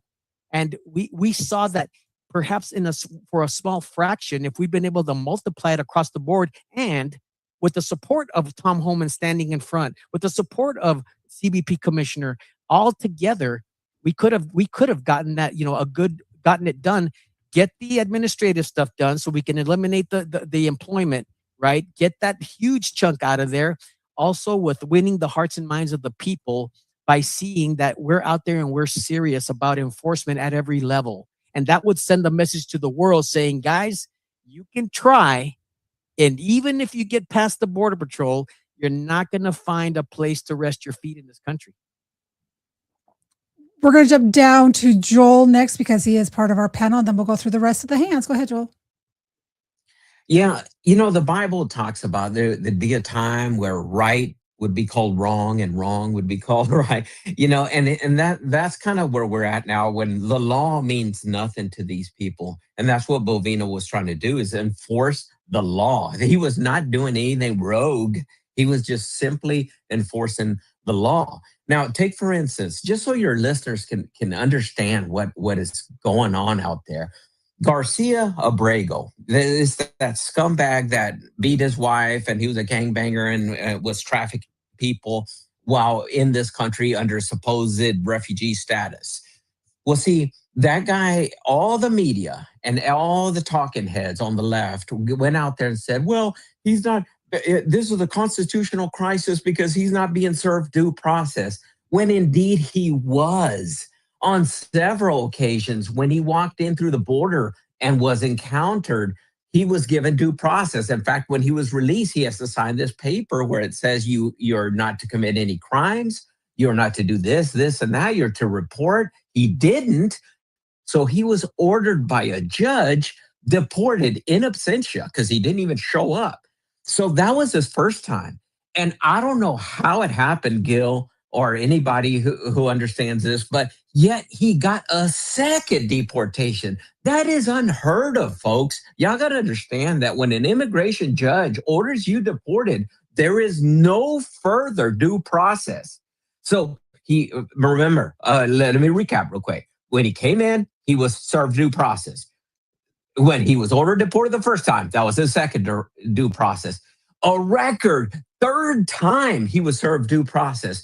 And for a standing senator to go to El Salvador and have whiskey with this guy and then parade him around and then for judges to allow him back in, there is no law. We are now in these biblical times where wrong is right. With due process, I think a lot of people are confused. They think it means like something specific and detailed, where what it really means is just that we have to follow the processes previously outlined. That might be just throwing you in handcuffs and kicking you out immediately. It might mean you get a court case. The point is you can't circumvent the laws that are written. Yeah, yes, and for Border Patrol, it's as simple as like if an illegal alien comes in, you ask them, "Are you a citizen of the United States?" No, I'm not. That's due process. It really is that simple for illegal aliens. People try to think, "Oh, he's got his day in court." No, it's as simple as that right there. People got to understand that. It's so crazy how the messaging gets so twisted and they make it be something that it's not. And it's really just quite that simple. You're here illegally. You get on a plane, you get on a bus, and you're out. It's really quite simple. I believe the next person was Blue Ninja. We'll go to Stevenson, and then we'll go to Nanya B52. I've never heard you speak in a space. I am giving you a chance because I do believe in giving every single person a chance to speak. So we'll see how you do. Go ahead, Blue Ninja. And thank you, sis. And it's good to see friends. Thank you, Sally. Mr. Anderson, Julian, it's been a long time since I've seen you guys. For those down below, a lot of my friends, they call me Blue. I'm an original Anon. I look at things at a 40,000 foot view. I'm a frog up in my treehouse. But no, what I wanted to ask, Sally, and is it okay, Mr. Anderson, Julian, you there? I mean, what we're seeing, these are sleeper cells. This is why all the fraud is happening. This is why local action, where we go on, we go. Do you Blue Digit? Do you have a question for our speaker panel? Because so we have a speaker panel. Yes. So keep it very on topic and keep it to the point. Yes, sleeper cells. So that's why I wanted to cook with Julian, is because a lot of the stuff ask the panel. I have experts. I've got Hernando. I've got Joel. I've got Gil. I've got Aaron. I've got Giovanna. Like, we have a speaker panel and Hart. So ask one of the people on the panel if they can answer a question for you. Appreciate that. Okay. Yeah. Nope. I'm kind of new, Sally. So a lot of people are new to me. So yeah, that's why I was trying to introduce myself. I'm Blue. But yeah, a lot of the so for the panel, a lot of it's the sleeper cells, right, guys? Like, that's why we're seeing a lot of the because Somalis are not capable of organizing a structure of sleeper cells in the United States. They're just aggressive. They want our shit. They're just more aggressive. It's not that. Okay, so, and does that go back to the fraud? Why there's a lot of sleeper cells and this and that? I think we're having different conversations. Thanks, guys. I think that you're talking about sleeper cells, and we're talking about illegal immigration. We haven't we haven't talked about the sleeper cells whatsoever. We're talking about, if you read the title, it's the Bovino effect and the future of immigration. And that's kind of what we're kind of trying to stay on this topic. So anything that is addressed during because we've been going topic by topic. I've been allowing people to discuss it and then allowing the panel to come and ask questions about that. So go ahead and put your hand back up and then I'll come back to you. But go ahead, Ivana. I just wanted to say that this is going wonderful. I really like the opinions that I'm hearing. I'm enjoying the conversation. And I'd like to ask a favor from the audience. They don't have to do it verbally. They can put it on the chat or post it later. Two things, please. If you have an opportunity to speak directly with President Trump and advise him on how you like to see this movement going on, how you like to see the future of immigration, what will you say?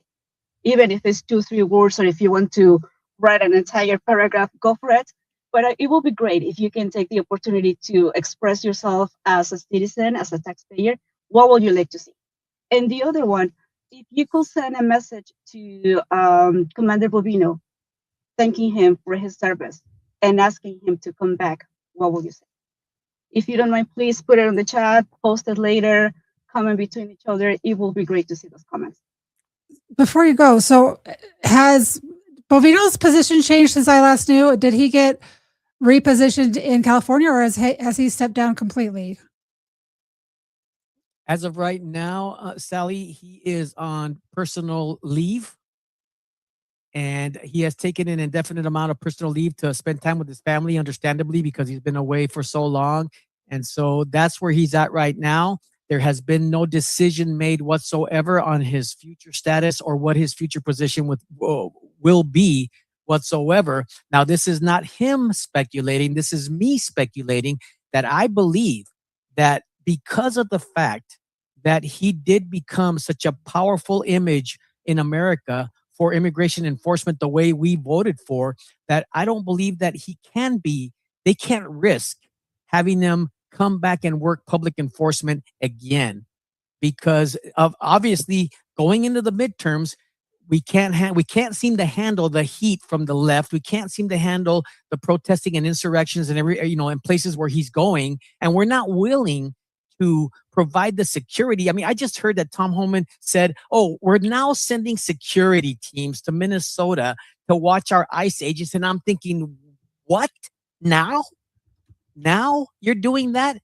Yeah, after all this, the decisions that are being made now, because again, big disconnect between our secretary and our border czar, and in regards to approaching this, which has become, unfortunately, a colossal waste of time for the American people.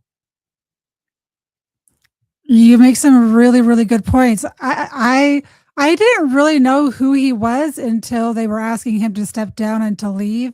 And the more that I've gone through people's timelines and things and posted about him, and people from behind the scenes that don't necessarily speak in public have nothing but great things to say about him, and have been greatly disappointed that he is no longer in Minnesota doing the job that he was called there to do, because he was doing a great job.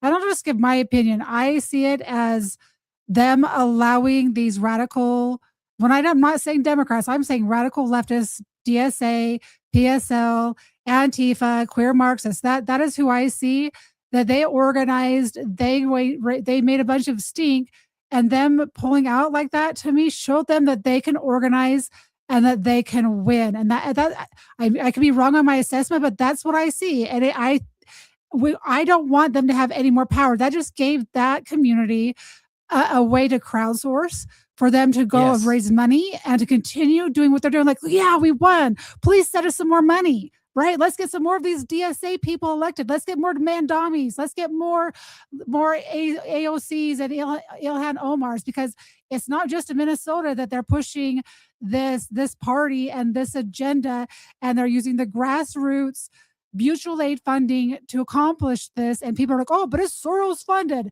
Maybe somewhere it is, but it is coming from mutual aid, $5, $10, people knitting sweaters, people handing out hand warmers. And that is what I see as a big, huge failure. I'll continue through the hands, but I want to make sure I add that before I lose my train of thought, because I'm famous for that. Go ahead, Stevenson. We'll go down to Nanya after that. And then if I recycle you down, if you're on the stage, don't take it personal, but I do have this panel up here. So bear with me. Go ahead, Nanya. So we should be focused on building statues for Greg Bovino, and honestly, he's an American legend. And literally Bovino. I mean, he is like a cowboy figure. He's like the Wyatt Earp of this battle, and his last name literally means cowboy in Italian, Bovino. So we need to respect him, cherish him, and get him back on the battlefield as soon as possible. And we need to find 100 other people like Bovino to step up and fight for this country. And to speak to that a little bit, who was Gregory Bovino? Bovino, again, what people thought he was the chief of the Border Patrol. And after a while, they began to believe that he was the one setting policy. Like he could create policy. He was deciding what laws to enforce. He was deciding who to go after. That wasn't necessarily the case, even though they did give him a title that they made up specifically for him. Op commander, commander at large was a made up title for what he was doing. But at no point was he dictating policy or being able to decide for those things. So, he was still working underneath the auspices of Kristi Noem, right? But he was not the one that was spearheading that. But the funny thing is, because of his larger than life personality, because of his command presence, America assumed the guy was he was the face of the Trump immigration enforcement policy. And moving forward, now that we are basically at this point, this administration is in total brush out mode. Border Patrol agents will know what I'm talking about. That means when a group jumps the fence and they're crossing the border road, they grab a brush and they brush out their tracks, because we are legendary famed sign cutters, trackers. And so they try to brush out their tracks. And what the administration now has to do is distance themselves so far from Gregory Bovino and this whole situation now that they have to try to turn the narrative around somehow, some way. And I propose to you that unless they come up with something that catches America's heart and mind and attention like Bovino did, and that's going to be near impossible, then they're pretty much going to be relegated to trying to feed America a crap sandwich that nobody's going to eat. Sorry, I was just in my messages real quick. Let's go down to blue. We're going to go to Nanya. Sorry, Nanya's next. Go ahead, Nanya. Thanks, Sally, for letting me have a mic. And to your panel guest, great information. I missed a little bit of the beginning, but did any of y'all remark on the fact that they were just thrown out here in the streets, the immigration, with no backup? The police weren't backing them up. I mean, this was crazy nuts. I mean, I don't blame these guys for kind of being hesitant now about walking out there. They don't know what they're going to encounter. I mean, it's just nuts. And also, I have a question. Is there anybody pro-ICE out there in the streets protesting, like standing with these people? Or is it just all I ever see is, these nitwits, okay? No, there's not. But there's not? no pro ICE protest or supporters, and there doesn't need to be. This is not the people's problem to solve. This is the executive branch. They were already told to go do a job. That's what you did in November 2024. They're not doing it, and they're fucking over ICE and Mr. Bovino, et cetera. I agree 100%. I just wondered, I see that people close their businesses down. I don't blame them, if we can go back to 2020. But it's just crazy. It's just nuts to me. And I would also caution Stevens, please don't label people black pill, red pill, because that's a dangerous narrative, because we are all allowed to have an opinion about what is going on. And it's important that people speak up about when things don't go right, when things are going right. I mean, we're not dummies out here. And I don't like being labeled a pill color at all. I'm a human being, a very intelligent one. I might sound country as hick, but I'm very intelligent. I'm going to put a kibosh on this. Sally. I appreciate, I just want us to, I don't want to go into any of this other stuff. I want to stay completely on topic. I appreciate it, though. I am a certified black pill. I'll take full, complete ownership of that. Let's go to Stevenson. I have nothing to say. Okay, okay. No. I just remember your hand was up. Sorry, Ivana, I skipped past you. Your hand is up. You are part of my panel, and I apologize for that. Thank you. Going back to Commander Bovino, and I said this at the beginning, actually, I even wrote an article on that. Commander Bovino has a very impressive academic background, and I think that reflects on his demeanor. Just to add to the record, he has a bachelor's degree in natural resources conservation, very interesting one, and also a master's degree in public administration. To me, this is a highlight. He totally understands how to manage a city, how to manage a government. He's a very knowledgeable man. And I will respect anything that he likes to do, but I think it's fair enough for us, his supporters, the people that like to see the immigration law enforcement happening, to express the need to bring him back, and it's completely unfair to mistreat a person of his quality the way he's being mistreated, disrespected, and also a hint to politicians. A person with Bovino's credential can run for office and win in a heartbeat. So hopefully some people will be keeping that in mind. And like I said, whatever the commander wants to do, I will be respectful of his decision, but it's fair enough to let the administration know how we feel. Go ahead, Blue Ninja, now that you know. Oh, wait, hold on. I got to go to Joel first. He's part of the panel first. Yep. Let's go to Joel. Yep.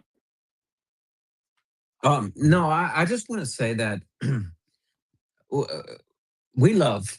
we do love Trump, but we cannot become Trump apologists either. So I just caution us to always stay fair, because he did drop the ball on this. He listened to the wrong people, and that's why Bovino is out. Let's face it. I think if he would have listened to Miller or somebody who is a big time anti-immigration hawk, we wouldn't be having this conversation, and Bovino would still be there doing his job. So I think he listened to the wrong people, and we need to always stay true to immigration law. And as long as we're doing the right thing, yeah, there's going to be people that die out there, but that's because they shouldn't have been out there doing what they're doing. We sometimes that happens, and we can't just tuck and run. Yeah, I'm just going to put this out there that those people were doing things they should not have been doing. It's unfortunate that people lost their lives. That's what happens when you're putting yourself in a situation you shouldn't be in. You're obstructing justice. You're stopping an investigation. You're stopping deportation. You're breaking the law. And it's really unfortunate what happened. And I'm sorry for the loss of life, but for that to be a reason that they were just looking for some excuse. The DSAs, the far left lunatics, they have been looking for an excuse to organize and to go out. They've been organizing for over 4 years. They are just waiting for which city is next, where to go to next. They're just waiting and organizing behind the scenes every single day. Go ahead, Blue Ninja. That's kind of why they have sanctuary cities. They're trying to protect the immigrants. They need the immigrants for voting. The immigrants are there to help them raise money. We don't need a lot of this immigration, and we need to get them out. And they came in on a plane, came in on a bus when Biden was in office. That's called an infiltration. When you're doing that kind of stuff, that's called an infiltration. When you're bringing that much immigration into a place, you're over flooding it. How can we get our states back? How can we? Well, we can't, because we have an infiltration. We have So this is the thing: is people always focus. It's all about the voting. Yeah, that plays a role in it, but people do not take into account that our country is based off of Keynesian economic model. We are 70%. Oh my gosh. Service-based economy. Yes, we are a service economy. So we need these people in here for that reason. That is why we have not seen mass deportations. This is why they're making excuses. They want us focusing, it's all about the voting. It's all about this, but it's really much deeper than that. And I encourage you guys to study Keynesian economics. It's a system that is broken. That's what they're using with the Federal Reserve. It's not working for us. I don't have the solution. Maybe someone better, well-versed. I want to go to Hernando because he is one of our guest speakers, Blue, and I'll come back to you. And Blue, I want you to come with a question for our panel, please, and not a big diatribe. Go ahead, Hernando. Oh, no, I can't hear you again. Did anyone else hear him? No, I can't hear him, but no, it was sanctuary cities. I don't, sanctuary cities, every city. I'm from Utah. We're not a sanctuary state, and we're having the exact same problem throughout our whole entire state. So it's not just our sanctuary cities or states. We're going to see if we can get Hernando back up here. If you are having issues getting up on the stage, just note that there is an X update from this afternoon that could be part of the problem, and he might just be traveling because he's a busy guy. So let me see if we can't get him back up. Before he gets up, what's next? I think that is our last topic. We've gone over the Bovino removal as commander, and the last part of our topic is what is next for us. But I want Hernando to go first. I think he's back up on stage. Go ahead, Hernando. Let's test you out again. Please work. All right. How about now? Perfect. All right. Well, no, real quickly, if this is the part of the spaces where we give Commander Bovino his flowers, well, then I want to say he is a hero. He is a national treasure. Never in my lifetime, and I've been around illegals my whole life, probably like most of you Americans on here, did I exceed this kind of offense in the streets, in the urban streets of America. And it was glorious to watch the last year, and it was just to watch. So my flowers goes out to Bovino. I think he should run for U.S. president, and I'll be his campaign manager. On a serious note, for the experts, I have a question before we go on to the next topic, or we can put it into the topic as well. I know we're coming down to 2 hours now here. Is to the experts, I posted about 3 weeks ago the ICE data that shows that there are over 700,000 criminal illegal aliens in our country. A small sector of those was in what they call dockets, which is ICE detention centers. The majority of them were already convicted of crimes. The minority convicted. The vast majority were pending their convictions that are walking the streets of America. So my question here, and I'm trying to get clarity here, is how many illegal aliens are in our country that have criminal records? And I'm not talking about just coming into the country illegally. That's a misdemeanor. I'm talking about anywhere from murder one to shoplifting. How, does anyone have a number? Because ICE is saying 700,000. Maybe Hart, I know you do interior enforcement. Maybe you could answer that, or anybody else. And I'll drop the mic there. Yeah, I'll venture in. I'll say over whatever the total number of illegal aliens is going to be, whichever we agree upon, 20 million, 30 million, 50 million. I'll say no less than 85%. And the crime I'm throwing in there as well is the anti-American sentiment that these foreigners possess. Does that qualify though for a crime? How many? What's the percent? 85%, no less than. 85%. Let's put aside the sentiments on their Facebook postings. I'm talking about they were, arrested or, that type of crime. I'm not talking about if they. But that also includes, right? But that's also the lack of an arrest too, right? Let's say some illegal beat the shit out of somebody, never gets arrested. That's still a crime, right? Yeah. Yeah, but don't we qualify anti-Americanism as a crime when you're a foreigner? I guess so. Yeah. That's why I'm going to include it. 85. Anybody else? In fact, let me just say real quick about that is that there is no way of knowing. We just do not have the mechanism in place to really know. So they're saying 700,000 on the books. That's like when Tom Homan said the other day that we've had only 2 million gotaways. And everybody that's a Border Patrol agent know if you say you have 2 million gotaways, that probably means you have anywhere from 6 to 10 million. Because a gotaway by definition means they got away. We did not detect them. We don't know where they came in or where they've gone. So by definition, that number throughout the Biden administration was so low. So the numbers have gotten fudged. there's been maybe 2 to 3 millions of illegal aliens that have come into this country that we don't know what criminal status they are, that their cases, their casework, and their have been lost or buried under bureaucracy or who knows what. So basically granted amnesty.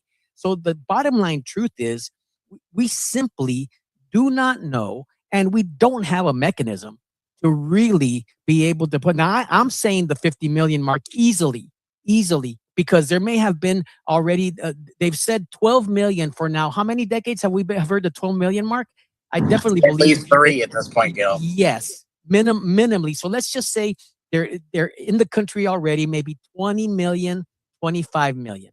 Between the Biden administration from just alone through now, I know that we're easily over 50 million. And we just, but unfortunately, we truly do not have a proper mechanism in place to know. And that's not even counting gotaways. That's not even counting those who are visa overstays. I'm talking about straight up got in the country one way or the other and now is in an illegal status here in this country. Right, and that's where sanctuary cities came in, right? The gotaways, they came into the sanctuary cities. Why are you so and that's how focused? they got Why are you so focused on these sanctuary cities? They're not Because just that's they're where not it's a safe they're spot. not just going to sanctuary cities. They are putting out all over the nation. They're going to rural areas. They're going into cities. They are doing a very good job of getting of putting them and dispersing them throughout this nation. And if I'm incorrect, someone that is an expert in this, please answer that, because I feel like it's not just we focus. Yeah, I can weigh in here. Please do. Yeah, here's my expert. Yeah, here's my expert response here. The president just made a deal, which he got fucked over with those sanctuary cities, and those sanctuary cities just forced out Mr. Bovino. So no mas sanctuary cities. So you're saying they've outlawed sanctuary cities at this time? No, I'm saying that they have more power than the president because it's all democratic. Okay, gotcha. And that's why it's like, okay, guys, no more. They're basically, Trump lost the monopoly of violence. Smaller jurisdictions are taking control of their own areas, et cetera, et Yes. cetera. So yeah. And we're going to see more Minnesota militia, let me tell you, across this country, multiplied very much so. Yeah, but those people in Minnesota, and I'm sure that you already know this. This is for the audience down below. They're just not people from Minnesota. They're people from Seattle. This is a nationwide effort that they're very, very organized. Like I said, I have a full recording. I need to put out some more clips from that stuff. But you have Rokana, you have Deborah Pringle, who's head of the national education, whatever she is. And then you have students at the colleges, and then you have students at the high school level. And then you have people from the community all organizing together how to disrupt ICE deportations, whether it be booking hotels and canceling them last minute so the ICE agents can't stay, whether it be that Becky Pringle says that, I mean, she taught 8th grade for 30 years and now she's in a position of power. And her famous little saying is, our students are going to be our children are our biggest protesters and advocates. So they're specifically targeting kids through the school system. And then you have the people at the college level organizing walkouts, organizing, hey, let's not go to work today. This is nationwide. They are just waiting for their next city to go. And then we have people like Rokana, who is from, I believe, California, who was on that exact same Zoom call, which makes me think that he's aligning with the DSAs, the PSLs. So, and he claims to be a Democrat. So anyone who lives in California and he's claiming to be this centrist, middle of the line guy just because he worked with Massey on getting the Epstein files released, I want you to just know that there is a wolf in sheep's clothing. So take the good stuff that he does, but know exactly who he is and what he stands for. This is and I'm sorry, this is a long little rant here, but I want people to understand down in the audience, those who are listening on Rumble, YouTube, and X Live, that this is much bigger. And that is why this, to me, them pulling out of Minnesota gave them the green light. Because on that call, they were talking about organizing for Georgia. They were organizing for protests in Texas. They were organizing for protests in Arizona. So they're just waiting for that next city to have something to explode again. to make and justify why they're there, and they really don't necessarily need justification. But I'm going to go to my border people first. So let's go to Gil or Joel. You guys, whoever's fastest off the mic. Go ahead, Joel. Well, yeah, great point, Sally. But there is no centrist Democrat Party anymore. There used to be a such thing as blue dogs and stuff like that, but they are for criminal aliens. They're not even off the table for them anymore. Criminal aliens is what the hill they died on, and quite frankly, they won in Minnesota because we tucked our tails and ran. And another thing that to address Hernando's question is, for one thing, Venezuela, for example, he released all the prison and all, and so we don't know.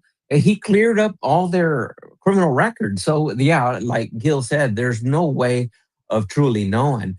But then there's the crimes that exist that, like, for example, anti-American sentiment, as you mentioned, that is a deportable offense. That is right up there with being a member of the Nazi Party, according to the INA.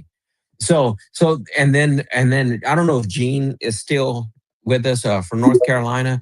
When they did this Operation Charlotte's Web out there for 5 days, 50% of the schools in Charlotte, of the student body, did not show up because they were scared. That shows me that 50% of the student body is illegal aliens. That means 50% of the student body is a public charge. Let's go in there and round them all up. That is a deportable offense. So those aren't major crimes, but they are crippling our nation. So I got everything you said, and I'm going to have Gil and Aaron go right after that to answer your question. But there is Democrats, there are liberals, then you have DSA, you have PSL, then you have Antifa, and then you have queer Marxists. The liberals and the Democrats still believe in our voting system. They might be left of center, but there are still some good Democrats out there that believe in our voting system. What's happening is you have the PSL and the DSA running under the ticket of the Democrat Party. And I know that we want to love them all as the Democrats. And I that left-right messaging, I think, gets lost in people not focusing on who our real enemy and who our real threat is right now, because these people, I see them as a huge threat. I see Remo Williams. I have tried adding you like 3 or 4 times. Leave the space. Go make sure your X app is up to date, and then come back and I'll bring you back. I'll try bringing you back up. Either Gil or Aaron can rebut whatever else you said, but I just really think that's an important distinction. I know we're not talking about that, but they are a big deterrence as to what's going on right now. Either one of you, Aaron. I just want to say good night. Yeah, can I say good night real quick? Oh, go ahead, sir. Go ahead. No, Aaron, Aaron, go ahead and say good night. No, he's better than me. He's going to go first. And I appreciate that, but I wanted to propose something to the speaking panel here so we can talk about the future. What's going to be the future of immigration enforcement, at least in the next 3 years? So again, right, we have this first year of enforcement where we had the Bovino effect. And we got this. Now we're at the end of that pretty much. I don't see Bovino coming back, honestly. I wish I could say different. I wish I could believe different, but I don't see it happening. So, we're at the point now where Minnesota basically set the tone for us now moving forward. Now, from here to the midterms, it's going to be nothing but recoup, trying to get public opinion back on our side, trying to kowtow to the Democrats or whatever the heck we're going to do to get through the midterms. And then after that, if we still keep our seats, if we still keep power, then I don't believe we're still going to see a significant, unless they do get employer sanctions in, which 91 Republicans voted against. So that right there tells you what's going on in there already. There shouldn't have been one voting against it, verify, right? And so then we're going to be mired in, congressional hearings, all this kind of stuff. And if they do beat us in the midterms, then it's pretty much game over, I believe, for what? And so I'm asking the rest of the panel, do you agree with that assessment, or, am I off somewhere? What do you guys think about that? I think you're spot on. I think it's gonna be very, very bad going forward. They had all your political capital is year one. They didn't do it. Domestic priorities is never their thing. So, but guys, I'm taking off. Crisis King. Please, seriously though, all these guys, Old Patrol, Border Patriot, probably the smartest guys in the room and the smartest guys you'll come across on these things overall. So thank you both. Thank you, Sally and Hernando. You're a G, so always appreciate it, sir. Crisis King, guys. Bye. Thank you, Aaron, for coming and participating in the conversation. I always appreciate your knowledge. Dang it, I was going to have you clear up something before you left with the Terra Rotus and the children because there's misinformation out there. But we'll do that another time, a different space. It wasn't on this topic, but I was going to go off topic for it because they have not rescued 150,000 children under this administration.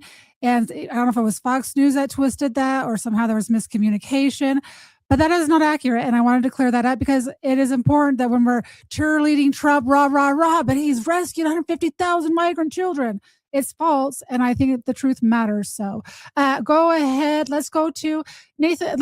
Actually, we're going to go to Gil first. Then we'll swing over to Nathan. Guys, welcome everyone to this space. I am live streaming on YouTube, Rumble, and X Live, and we are doing this X Space. So if you could go down to that purple pill, share out this space, leave comments, that would be much appreciated. This conversation is very much needed to be had. So with that said, go ahead. Let's see. I lost my Gil. Go ahead, Gil. I don't know how my little hand got up there, but I'm good right now. I've posed the question, so that's what I wanted to do. Yeah, I think that I'll answer your question and then I'll go over to Nathan. For me to answer that question, I feel like Trump had his chance right from the gate this last year to send a strong message and to get everyone out of this country. I don't know how we come back from this. I would love to see Bovino back.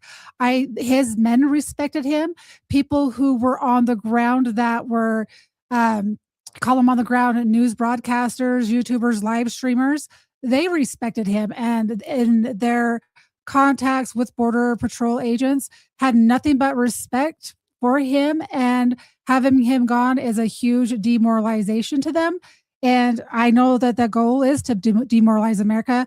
What better way to do that than take away someone who's actually enforcing what I voted for mass deportation. I've lost friends over this. I have lost relationships over this, over my stance, because to have a safe America, we need these people who are not supposed to be in this country out of this country. If you came here illegally, you already committed a crime and you should be deported. So I don't know. I don't know necessarily, Gil, what the next steps are, but I would love to see people writing him and thanking him, whether it be on social media, whether it be through DM, whether it's through his email, or however getting the message out that he was liked, he was loved, he was respected. I don't know if he's on voluntary leave, because when someone says they're going to go spend time with their family, it makes me think that they said, you know what, we just need you to lay low. This is, we've got the midterms coming up. I'm sorry. And if you guys are in here and you're pro MAGA, you're pro this, I was independent before Trump ran for office. I was very much independent. I was not right. I wasn't left. I registered as a Republican to be able to vote in my primaries to make sure Trump was on the ticket and that people in my local government were on the ticket. And the way I see it right now, I don't see what the point is of voting for people and putting people in positions of power if they're not actually going to take that power and use it. I'm sorry. I voted for a dictator. People get mad at me for that. I voted for a tyrant. I voted for someone who's going to put people in jail, whether it be pedophiles, whether it be illegal aliens, criminals, whomever. That is what I voted for. And I'm sorry, I'm disappointed. And it's going to take a lot for me to change my mind on that. That's how I feel. And you're entitled to the way you feel, but that's just where I'm at right now with my choices. I'm going to throw it to you, Nathan. You can add to any part of this conversation. This is where we have our open discussion, so you can add or whatnot. Thanks, Sally, and good evening, everyone. Yeah, I'm just hearing about Bovino not being part of Border Patrol anymore. That's very saddening. I am concerned as well. A lot of bad suggestions it's like almost like the gatekeeper is leading President Trump in the wrong direction, perhaps, and there may be more to it. I don't know. Like our country has been captured by the deep state for a very long time, and Epstein isn't the only form of blackmail. It could be some other threats that were made, and he wrote the art of the deal. We ought to give him that. I am concerned, about the border patrol and all of that from my own what I've witnessed myself. I never worked for them, but I am a former Marine, and if you see something, say something, and I have on several occasions for multiple things. Most recently, I saw 4 Venezuelans at a Walmart, and they appeared to be in phenomenal shape. I would say they were probably special forces, and I tried reaching out to ICE and just was left on ring for hours. I got screenshots of it, and it is. I even called for you, Nathan. Remember, you sent me that information. I'm like, oh, maybe it's you, and so I called, and I got the same thing. I got a voicemail. But continue with what you're saying. I just wanted to validate what you're saying. Yeah, well, and that's awesome that you got the voicemail. I never even got to a voicemail. So maybe after tagging them and everyone in the post, they actually turned it on. I don't know, but still, when I called the FBI in the past to report some things I saw, that someone picked up, and I was able to report what I saw. But with ICE, I kind of have the feeling, when Obama or Biden was in office, with the unaccompanied minors, there was a lot of unanswered call when they had concerns, and I'm wondering if these contracts are part of the deep state, where they're redirecting calls to the deep state instead of actually going to the agents where they need to go. And I'll land there. Thanks. Does anyone have an answer to that at all? That works on the border? I don't know if do we have any active border agents currently right now in this space? No? Sally, I wanted to say people shouldn't call. There's a tip line. Like, don't waste your valuable time calling. I'm going to drop a link to the tip line. Just hit it up, hit send, and walk away.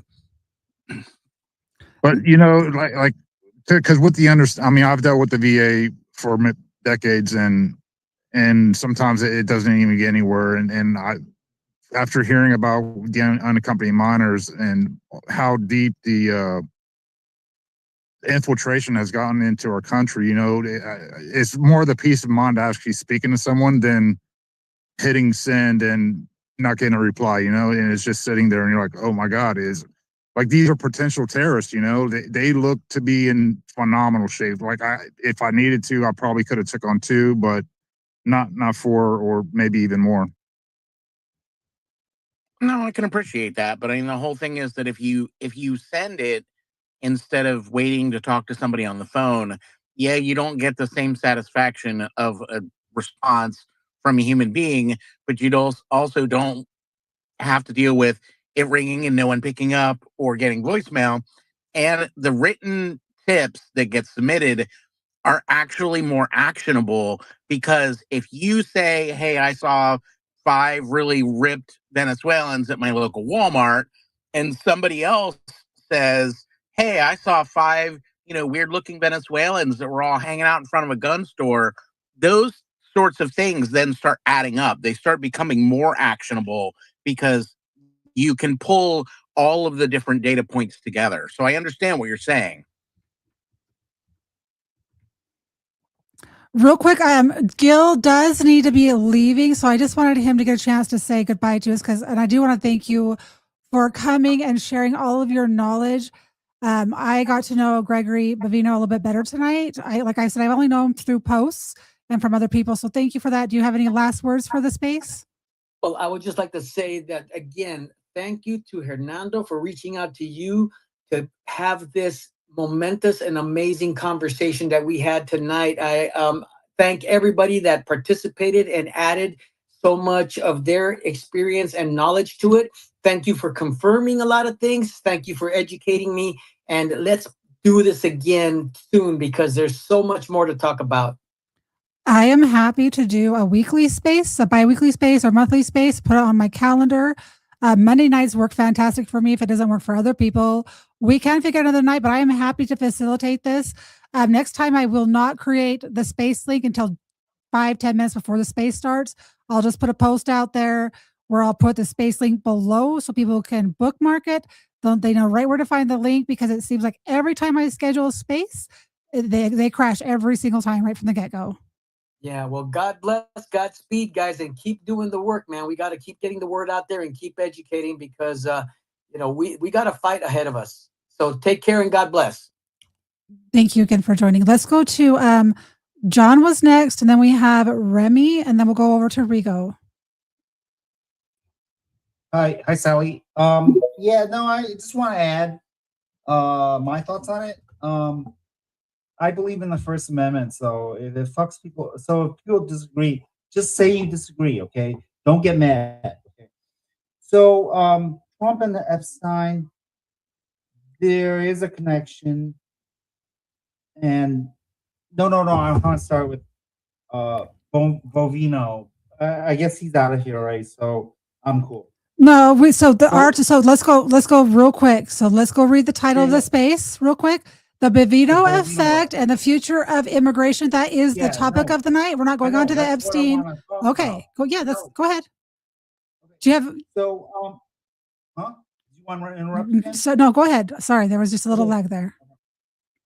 Don't be rude. Are you talking to me? Yes.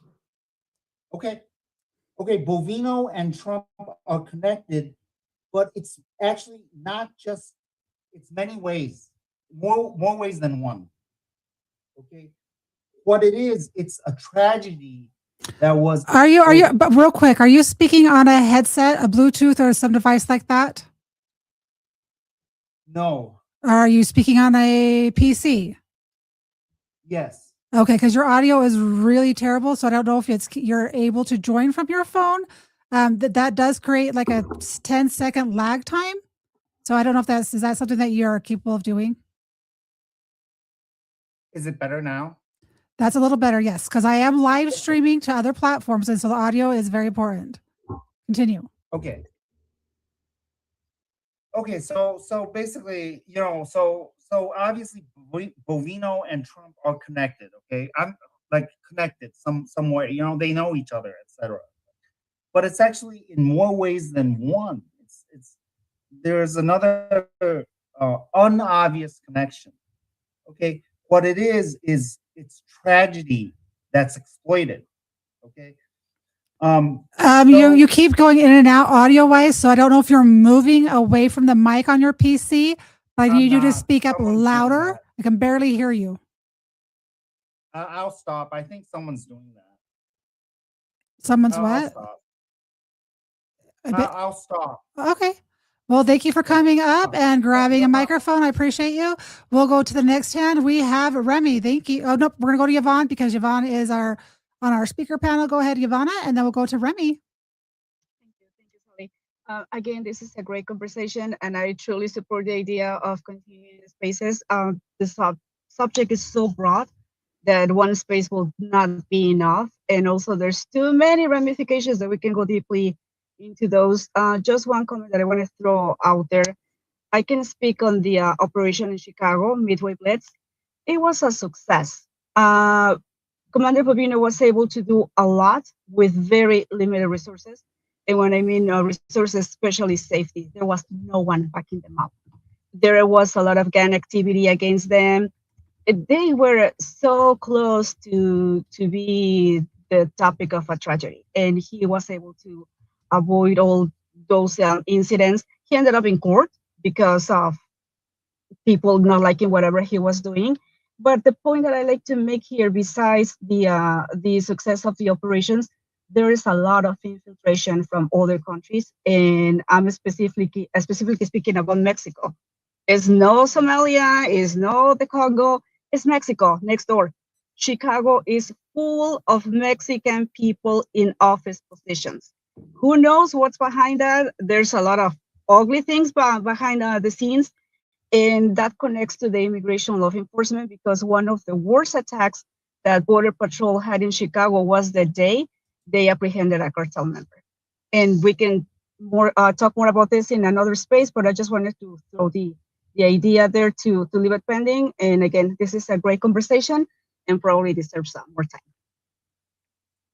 I do agree with you because I do know that there's a lot going on because especially obviously child trafficking is my thing that I stop anything for to talk about. So the Epstein files and the disclosures, something that I'm paying attention to. I also don't want us to lose focus on things that are happening right now that we can make a difference in. And so I agree with you wholeheartedly. And me and Mr. Anderson talked about this the other night, and Julian and I have talked about this, is having more meaningful conversations that have a point, that have a topic, that are not just us farting in the wind, right? There's this point where we just talk and we talk and we talk, but nothing is moving the needle. I don't want to complain. I want to talk about what is going on and maybe collaborate and try to actually have solutions that we can do in our local community. Because I don't think that I have much say when it comes to federal anything. I do know that social media plays a big role and getting out and being active plays a whole role, but I want to see us being involved and not just, I don't know, intellect is missing. And so I do appreciate that, Yvonne, and I would like to continue these. I love how Hernando put together a good outline, which it's brilliant. You know, we stay on topic when we have an outline of what points do we want to cover, and everyone's done a pretty good job of staying on topic, minus a couple. So I genuinely appreciate that, and we will continue these spaces. I'll coordinate with Hernando. He's really good to get back with me of when works best, because I think that these spaces definitely need to continue. It is Remy next, and then we'll go over to Rigo unless Julian or Mr. Anderson has anything to add. Of course, you guys can jump in at any time. No, I'm good. I do agree with the sentiment of get out, speak up, especially on social media. I don't think the people who are fighting against these deportations should be respected or treated like smart people. I mean, I saw a report coming out of Minnesota where people in a neighborhood were setting up lines around their neighborhood and they were checking every car that came through, asking for ID and where people are going so they could keep tabs of everybody who was in their neighborhood to make sure it wasn't ICE. And the irony, it was lost on them that they were doing the exact same thing that, DHS and ICE is trying to do, except countrywide as opposed to just, 8 or 10 square blocks. They're that dumb. They don't understand. It's kind of sad, honestly. Oh my gosh, Julian, I was going to make a quip about that earlier, about borders work so long as it's on your block or your city that you're trying to prevent. ID verification works so long as it's what works and benefits them. Appreciate that. Let's go ahead. I think it's Remo. Go ahead. Oh, good evening. Thanks, Sally, for giving me the mic. Maldo, Fernando, good to see you guys. What great people. I wish Gil was here too. Fernando, dude, I'm a fanboy. Under the Biden administration, you were just out there giving it hell, and I loved it. You were kicking ass. Maldo, what a wonderful human being you are. That guy's an author. I appreciate it if you guys would look him up and look at his book and order it. I got it. I read it. I loved it. I was class 344, so that was 1997. I was down there on the southwest border, out there in San Diego, sitting on an X for the first 3 years, then went to Air Ops, and then ended up in headquarters, retired 3 years ago. I had a couple questions for the guys on topic, and hopefully, they can take turns answering. But one of them is, I haven't heard a peep out of Mamonkas. And I'm wondering, where he's at and whether or not he's going to be prosecuted for anything or held accountable. And two, here's the second part. I'm noticing that I'm starting to see states and organizations for meat packing and chicken and agriculture and service industries starting to speak out about, hey, if we deport everybody, no one will be able to do our business. We'll lose about 50% of our GDP statewide. I personally, I don't give a shit, do it the right way and hire Americans. But that seems to be, even the senators and congressmen are speaking up and saying, hey, what about amnesty? And that's starting to rear its ugly head. And, You know, it's hard to give amnesty to 50 million people, let alone even, you know, a million. I don't want it. I don't like it. What do you guys think is going to happen, you know, if you had a crystal ball? So 2 questions there. Hernando, you want to take those to start? Well, yeah, sure. I mean, in terms of the factory workers, you know, by the way, we have agriculture visas for people that come in to pick out tomatoes and all that good stuff. And, you know, it's seasonally. So they should start working on that and maybe expanding that seasonal work on farmers and ranches. And when it comes to factories, that's all going to be taken out from robots and AI in the next 5, 10 years. And you know, it's a really weak argument because we're the greatest country in the Western world here, and we can't even telling me we can't even hire American citizens. We have to hire illegals. That's just a weak argument, in my opinion. As for Mayorkas, no, he's never gonna pay for what he's done because the Trump administration is not going after anybody. Fauci, the former FBI director. So no, I don't put too much weight on that. But I'm gonna have to cut out now. I want to thank Sally for the spaces, and thank you for your support, by the way, in following my work. But it's been a great spaces going on almost 3 hours now, so I have to take care of some business. But my hat tip to Sally and Julian and Anderson for hosting us. Let's do it again. Thank you so much for reaching out and helping me organize this and getting all the people in one place that understand what's going on at the border. It means a lot because we're getting information from people that actually know what's going on. I didn't realize that Bovino was on leave, on personal leave right now. Everything that I had heard, he was relocated to California. He still had his same rank and file. So that I'm glad that you guys are clearing some of that stuff up. And so the whole point of this space before Hernando leaves was the Bovino effect, and that mean in a positive way, the impact and the effect that he had on the immigration, just being boots on the ground, being in the thick of things with his guys, motivating people, and he had the respect of everyone that I know that's talked to him, other than the crazy lunatic leftists. They were all backing him and were on his side. So whether we get him running for some kind of office or we don't know what his next steps are, I hope he gets back into it. Hopefully he's not just waiting for midterms. I don't know. I don't know, but I appreciate the information, guys. I do want to get through the rest of these hands and then we can wrap up this space. It has been 3 hours, but I do value your guys' input. So let's go to Raging Rigo. Go ahead. Hey, Sally. I came in a little late to your space, but I kind of understand what it's about.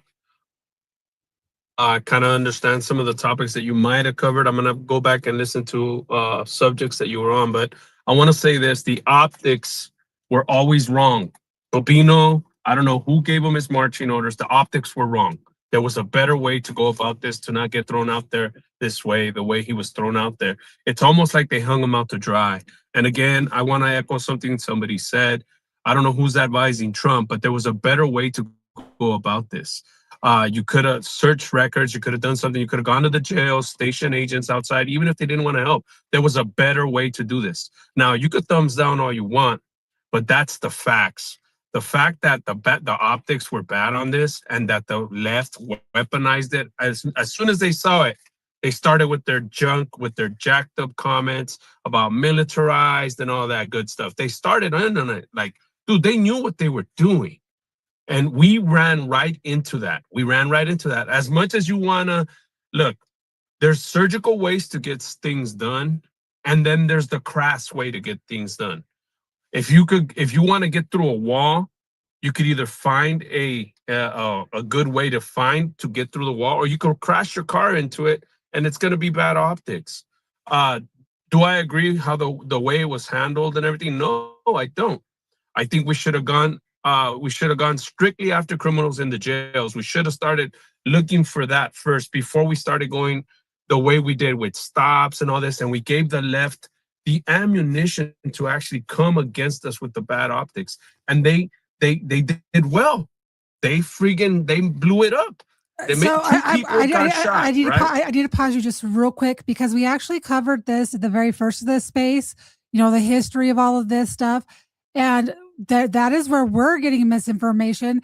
Is that they were going after the people that were supposed to be in the jails that had warrants. That is exactly who they were targeting, and there just happened to be innocent bystanders that were here illegally as well that got swept up in the process. So that was exactly what they were doing.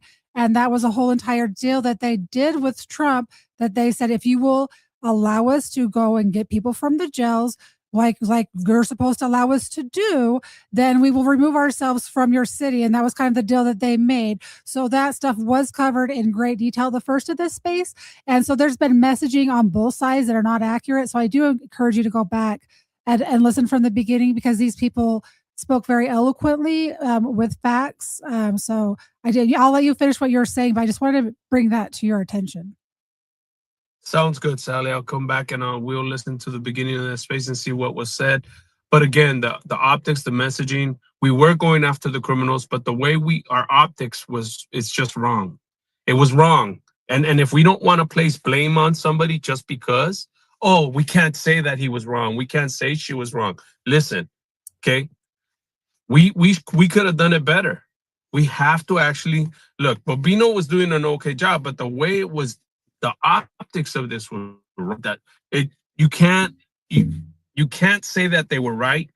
I understand that they were doing their job and we were going after criminals, but the optics that were out there and how did the left know? And I'm hoping that in your space they covered how was the leaks, how were they able to find our ICE agents, how did they know where we were going, all this good stuff. I mean, I hope that it's in there. That's all I'm trying to say. Do you follow 0 Hour? And we did kind of cover that about how the DSA, the PSL, the queer Marxists, and then you have Antifa. They are all in the back channels organizing, and they've been organizing this for over 4 years. They have just been biding their time and waiting for something to set them off. So you had Renee Good out there doing her little protest thing. She happens to get in front of the vehicle. Or not get in front of the vehicle, but you know, she lost her life by being in the wrong place, wrong time, obstructing justice. So we did cover that and the grassroots. And I infiltrated a Zoom call with all these people. There was Debbie Pringle, there was Rokana, there was students from colleges, there were people organizing how they were going to impede ICE, whether it be through noise, whether it be booking hotels where they're going to stay, canceling last minute. There was all kinds of things where they were organizing grassroots, and they weren't just talking about in Minnesota. They're planning on going to Georgia. They're planning on going to Texas. They're waiting for their next place that they're going to head out to. So that is how this is organized. They are organized through signal calls. So they have signal group chats. They have ways that they coordinate with each other. And if you follow 0 Hour on here, he does a really good job of putting all this information out there. They've actually created stuff to where they've actually infiltrated their signal messaging to where they've kind of hampered them, and they have put their information out there. So that was discussed earlier in this space. It's been very structured. It's been very, very good information. I do want to go to Ivana because she was on the panel tonight, and I want to welcome Margot to the stage. Thank you for grabbing a mic. Go ahead, Ivana. Thank you. Two things really quick. To the gentleman that just spoke, let me just clarify a few things for you. As Sally just mentioned, this was already addressed. Border Patrols, ex-Border Patrols gave a full explanation on the tactics, on the background of the story, everything. So I will highly encourage you to listen to the beginning of the space. And also, I've noticed that you really like the word optics. We all have our favorite words. Well, let me tell you what mine are: critical thinking. So I will highly, highly recommend for you to grab the facts and take some time to do some critical thinking before you throw out opinion just out of the blue. Bovino could do better. Bovino did this and that. So just do some critical thinking. Grab your information and get an So you don't want to listen. Sally, thank you so I was much. just. I have to drop out. Don't So overpower. it's a great Don't overpower conversation. my Thank you. guest. Don't overpower my guest. Let her say goodbye. Go ahead and finish, Ivana. Thank you. Have a great night. I will listen to the end of the recording. And again, thank you, everyone. Amazing conversation and looking forward to more. I appreciate your time tonight. Oh, go ahead, Julian. Go ahead. I was just going to add, I think that for the reason Giovanna just brought up, the optics are kind of irrelevant. The left doesn't, or the people that are protesting this, not necessarily the left, the right too, but they don't have critical thinking. The optics are whatever they believe, whatever they're told to believe. Like, reality is irrelevant to how they will see it. I would second that. She's already gone. But I'll message her in the back channels. I encourage you guys, if you're listening back to this space and you see these people on stage, they are they're in the fight. They have skin in the game, and they have a lot of really good information. Margot, I'm going to come over to you first because I'm honored to have you in my space tonight. So go ahead, Margot. Well, I'm going to start it this way. I love Greg Bovino because he's from where? North Carolina. And he's a great man. He's done a great service for this country. And to look at just the last whatever about a period of time and you make your mind up on his career for what he's done in the last few, I don't know, 6-12 months, that is not the guy I know. That's not the guy from Western North Carolina I know. And I have to say, if you look at the people in North Carolina that have harassed him while he's doing his job, it's really them. They're the fanatics. They're the ones that organize. They're the ones that have people all over trying to take pictures in a different angle to make their narrative fit. They're the ones that you need to worry about. And what makes me sick is the press aligns with them, and that's what makes it look the way it does to you. Those people haven't stopped doing the job he's been doing for 20 years.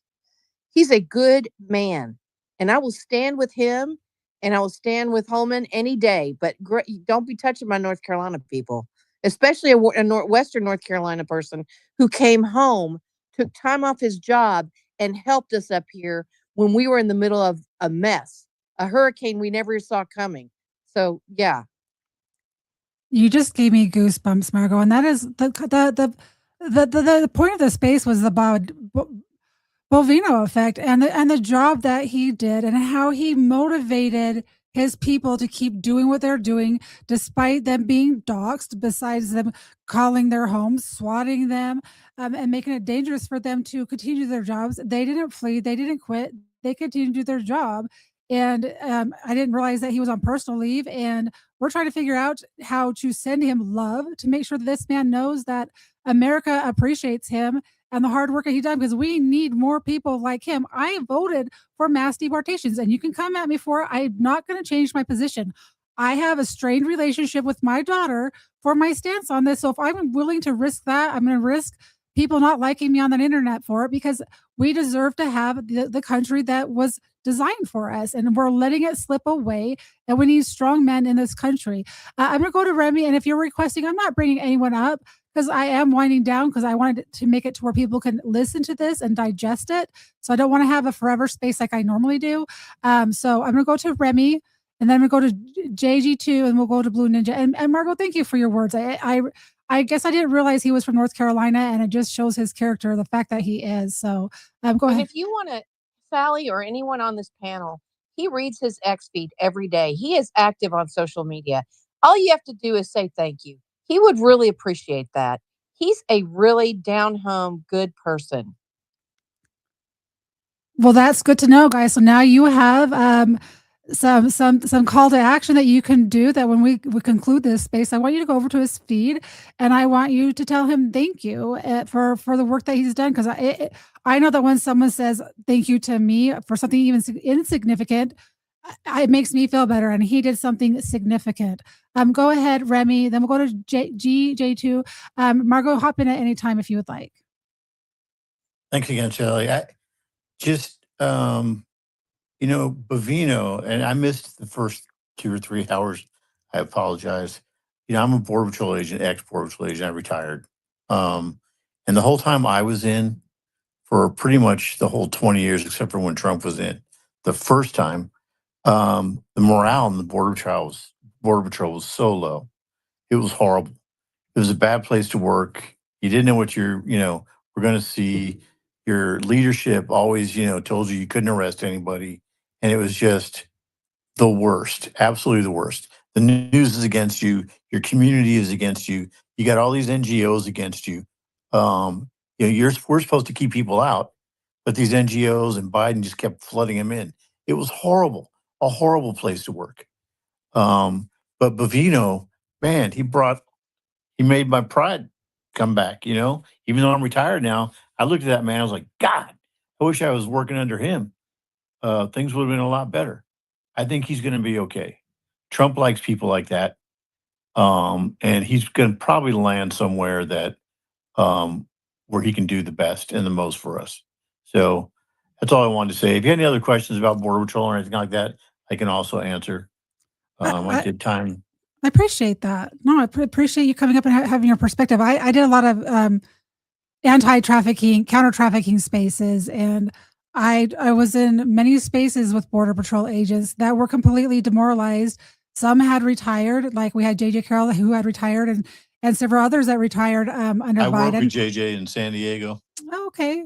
Yeah, I had mad respect for him. I appreciate what he has done and the awareness that he brought to the anti-trafficking arena. But I also did many spaces with Border Patrol agents that were in tears from the things that they saw, and they weren't allowed to do anything about it. So I have much respect for those that show leadership and allow those people to now go do his job and have confidence and respect where they didn't have it before. So if you had anything more you want to say, I didn't really mean to cut you off. I thought you were done.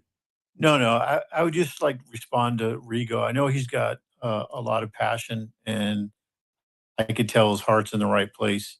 But America is so tired of what's going on that the optics don't really matter to us. And we can Monday morning quarterback what Border Patrol was doing, and we can make our tactics and procedures better. But at the time, what was going on with what he was up against, optics didn't matter. He was doing the right thing, and he was kicking ass, and we were proud of him. That's all I wanted to say. And so I'll land there. Thank you. I appreciate that. We're going to go to GJ2, and then we'll finish with Blue Ninja. Yeah, thank you. Interesting space. I wanted to say the same thing Remo just did. I mean, you create a problem that snowballs of this magnitude. Reversing it is going to have bad optics, and they're exploiting the fact that they're creating facts on the ground that are difficult to reverse.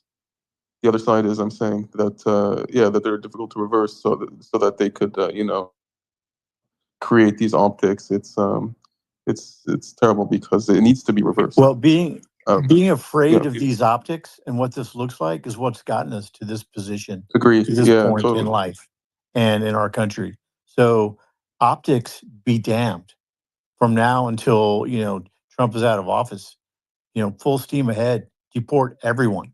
And I do mean everyone that is here illegally.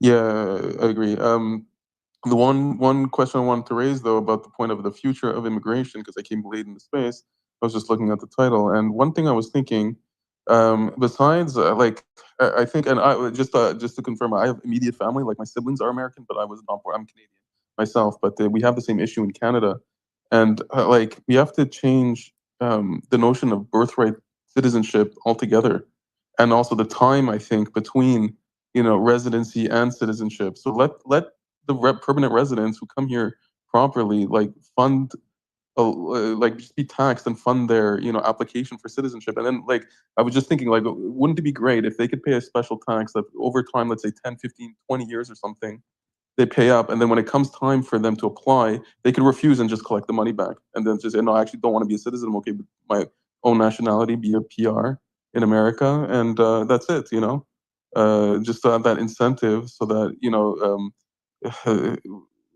our countries are not being swamped with voters of the foreign world who don't share the values of the culture we inherited. I could tend to agree with that. Those are good suggestions for solutions.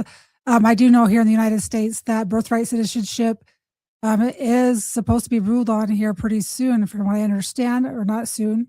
I'll have to look and see, but I know that that's at the Supreme Court level. Well, I think that was just for illegals. I'm not sure, the children of people. Well, you're talking about, so the first step is going to be determining what birthright citizenship is, and if it's been exploited under the 14th Amendment, as they've tried to change the wording of it. and make exceptions for it. That would be the first step. The next step would be determining those that, I mean, because we have a whole entire industry from China, that this is an industry, tourism industry, where a woman can be 6-7 months pregnant. She travels to the United States, stays in a hotel long enough to have a baby to become a United States citizen. Then she moves back to her home country, and they're still eligible for, free college tuition, other things as a U.S. citizen. So, I mean, yeah, there needs to be that discussion on how we overturn that. Since Hart probably knows more about this, I'll let him jump in, and then we'll go to Blue Ninja. Go ahead. Thanks, Allie. So the executive order that's being litigated covers both illegal aliens and birthright tourists. So both of those issues. So if the Supreme Court rules in the administration's favor, birthright citizenship will be limited to a child born to at least one U.S. citizen parent or one green card holding parent. Anybody else would be out like after that ruling. Perfect. Thank you for bringing that clarity. Okay, Blue Ninja, we're going to come to you. So let's make it not lengthy. Make it to the point. We're gonna close down, right, sis? I mean, we're gonna get back to nuclear family.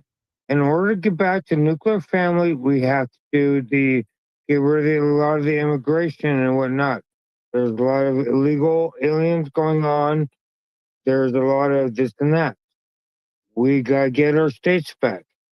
We got a lot of fraud going on our states. We can get back to the way that we were. Oh, by the way, hi, Reno. Hi, Margot. Good to see you. Hi, it's Slap.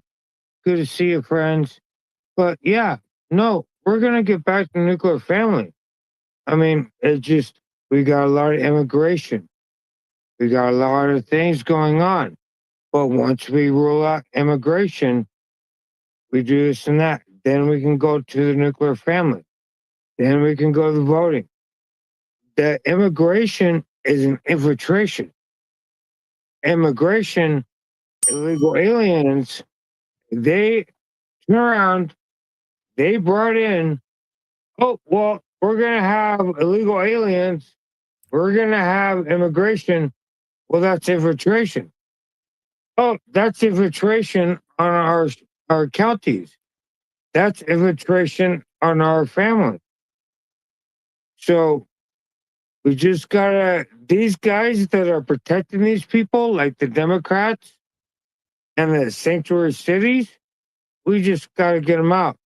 Thank you, Blue Ninja, for coming up. Like I said, I want to keep it on topic. Yeah, you're going in circles. You're going a little bit of circles, but I do appreciate you coming up. But I am trying to keep it short so that when people go back to replay, that it's not super long for them to do that. That's also for my live streams as well. I do want to go and we're about to end the space too. Yeah, so you were my last speaker, and I said you were. Hold on, mute your mic. Mute your mic. Mute your mic. We're live streaming here. We're trying to keep this like kind of orderly. I do want to go to Julian for last words, Mr. Anderson for last words, and then I will bring us out. Oh, just want to say thank you to everybody, especially the panelists who are no longer here. Thank you, Hart. You added a great bit of perspective and info. Remo as well. Good to meet you. Thank you, everybody. Hope you have a good night. And if you missed the beginning, go back and maybe skip the first like 20 minutes. But once we got going, it was really good. I'll probably go and edit the start time of the space so that you guys can get right into the meat and potatoes without having to listen to us waiting for everyone to get in here and the first space crashing, all that fun stuff. I do want to thank Mr. Anderson and Julian for being here. I did ask them last minute last night. Both of them just stepped up and were here. They were on time to where I wasn't like stressing out. So I do appreciate that. So my co-hosts, when I do live streams and when I have guests like this, are vital to what I do. And you also add a lot of perspective. And I do appreciate that. Always feel that when you're co-hosting with me, you're always welcome to come off mic and add at any time that you feel you want to. You guys always add valuable stuff. So, Mr. Anderson, I'm going to give you last words and then I will bring us out. I'm kind of in a noisy spot right now, so I'll pass. I just want to say thank you very much for this. It's been a very interesting space, and I really enjoyed it. Thanks, everybody. Well, I appreciate you, even though you're on the road and you're in a noisy spot. I appreciate you coming up and adding value. So I'm going to give just a quick 2-minute recap. We talked about the history of USBP, and they described who Gregory K Bovino was. They talked about the Centro Sector. We talked about Trump and Nomes and the Homan administration's role in Bovino being in Minnesota and him leaving. We talked about Bovino's removal as commander and where he's at right now. Currently, he is on personal leave. I wasn't aware of that, which kind of breaks my heart. And then kind of what was next. And we had a lot of great insights as far as, what all of this plays a role in. And the most important thing, guys, is Bovino. If you're on the side of you voted for mass deportations, then Bovino is your hero. He went out there in Minnesota. I'm going to say that they weren't very welcoming, and they made it very difficult for these agents to do their job. I feel the Trump administration has failed these people in the way that they didn't have a plan. So if you don't have a plan, you can't execute a plan. And I think there's ways that they could have done this. I know that people are afraid of that whole entire Insurrection Act because it's an election year and blah, blah, blah. I implore you to go and do some research and understand the difference between martial law and the difference between the Insurrection Act and how many times the Insurrection Act has been implemented by various presidents, whether it be the riots in, was it Louisiana? I'm going to get Charlottesville. I think Charlottesville was one. I definitely know that for sure during the Rodney King riots, there was another one that was implemented. So there are times where they bring in the military, they allow the National Guard to come in and assist local people on the ground, local agents on the ground to get things done, get people deported. We're at a critical mass point. But please make sure that you go to his timeline, share him some love, thank him for a job that he's doing. And if you guys don't want to do that, please just leave him the hell alone. He's been through enough. He's had pictures taken of him. People have tried to go after his family. People who serve this country don't deserve that. That's just me speaking. I'm not going to tell you. I obviously can't control what you do. But with that being said, guys, I want to thank all of the listeners, all of those who took the time to leave comments, to like the space, share out the space, because you could always listen to this on other platforms. You could take that little link, you can send it to someone in a text message on Facebook, somewhere else, and they don't have to have an X account to listen to it. So they can go click play, they can hear it. You could also follow me on Rumble, on YouTube, and on X. And all of my platforms are Talk with Sally. I kept it consistent. I am on TikTok, but that's more for just fun stuff because, that's that I haven't figured out the censorship there. So I'm tiptoeing over there, but it is Talk with Sally. Some other weird looking lady had that name first. I'm going to sue her for the rights. I mean, just kidding. But you can follow me. If you want to subscribe to me, you can subscribe on Rumble. You can go to locals.com, which is an affiliate of Rumble. Each of those are $5 a month, or you can subscribe to me for $4 a month on X. And if you're one of those people that is strapped for money, totally get it. You can just, go to my page, turn on notifications. You can share out my content if you like it. You can comment on it, leave hearts on it.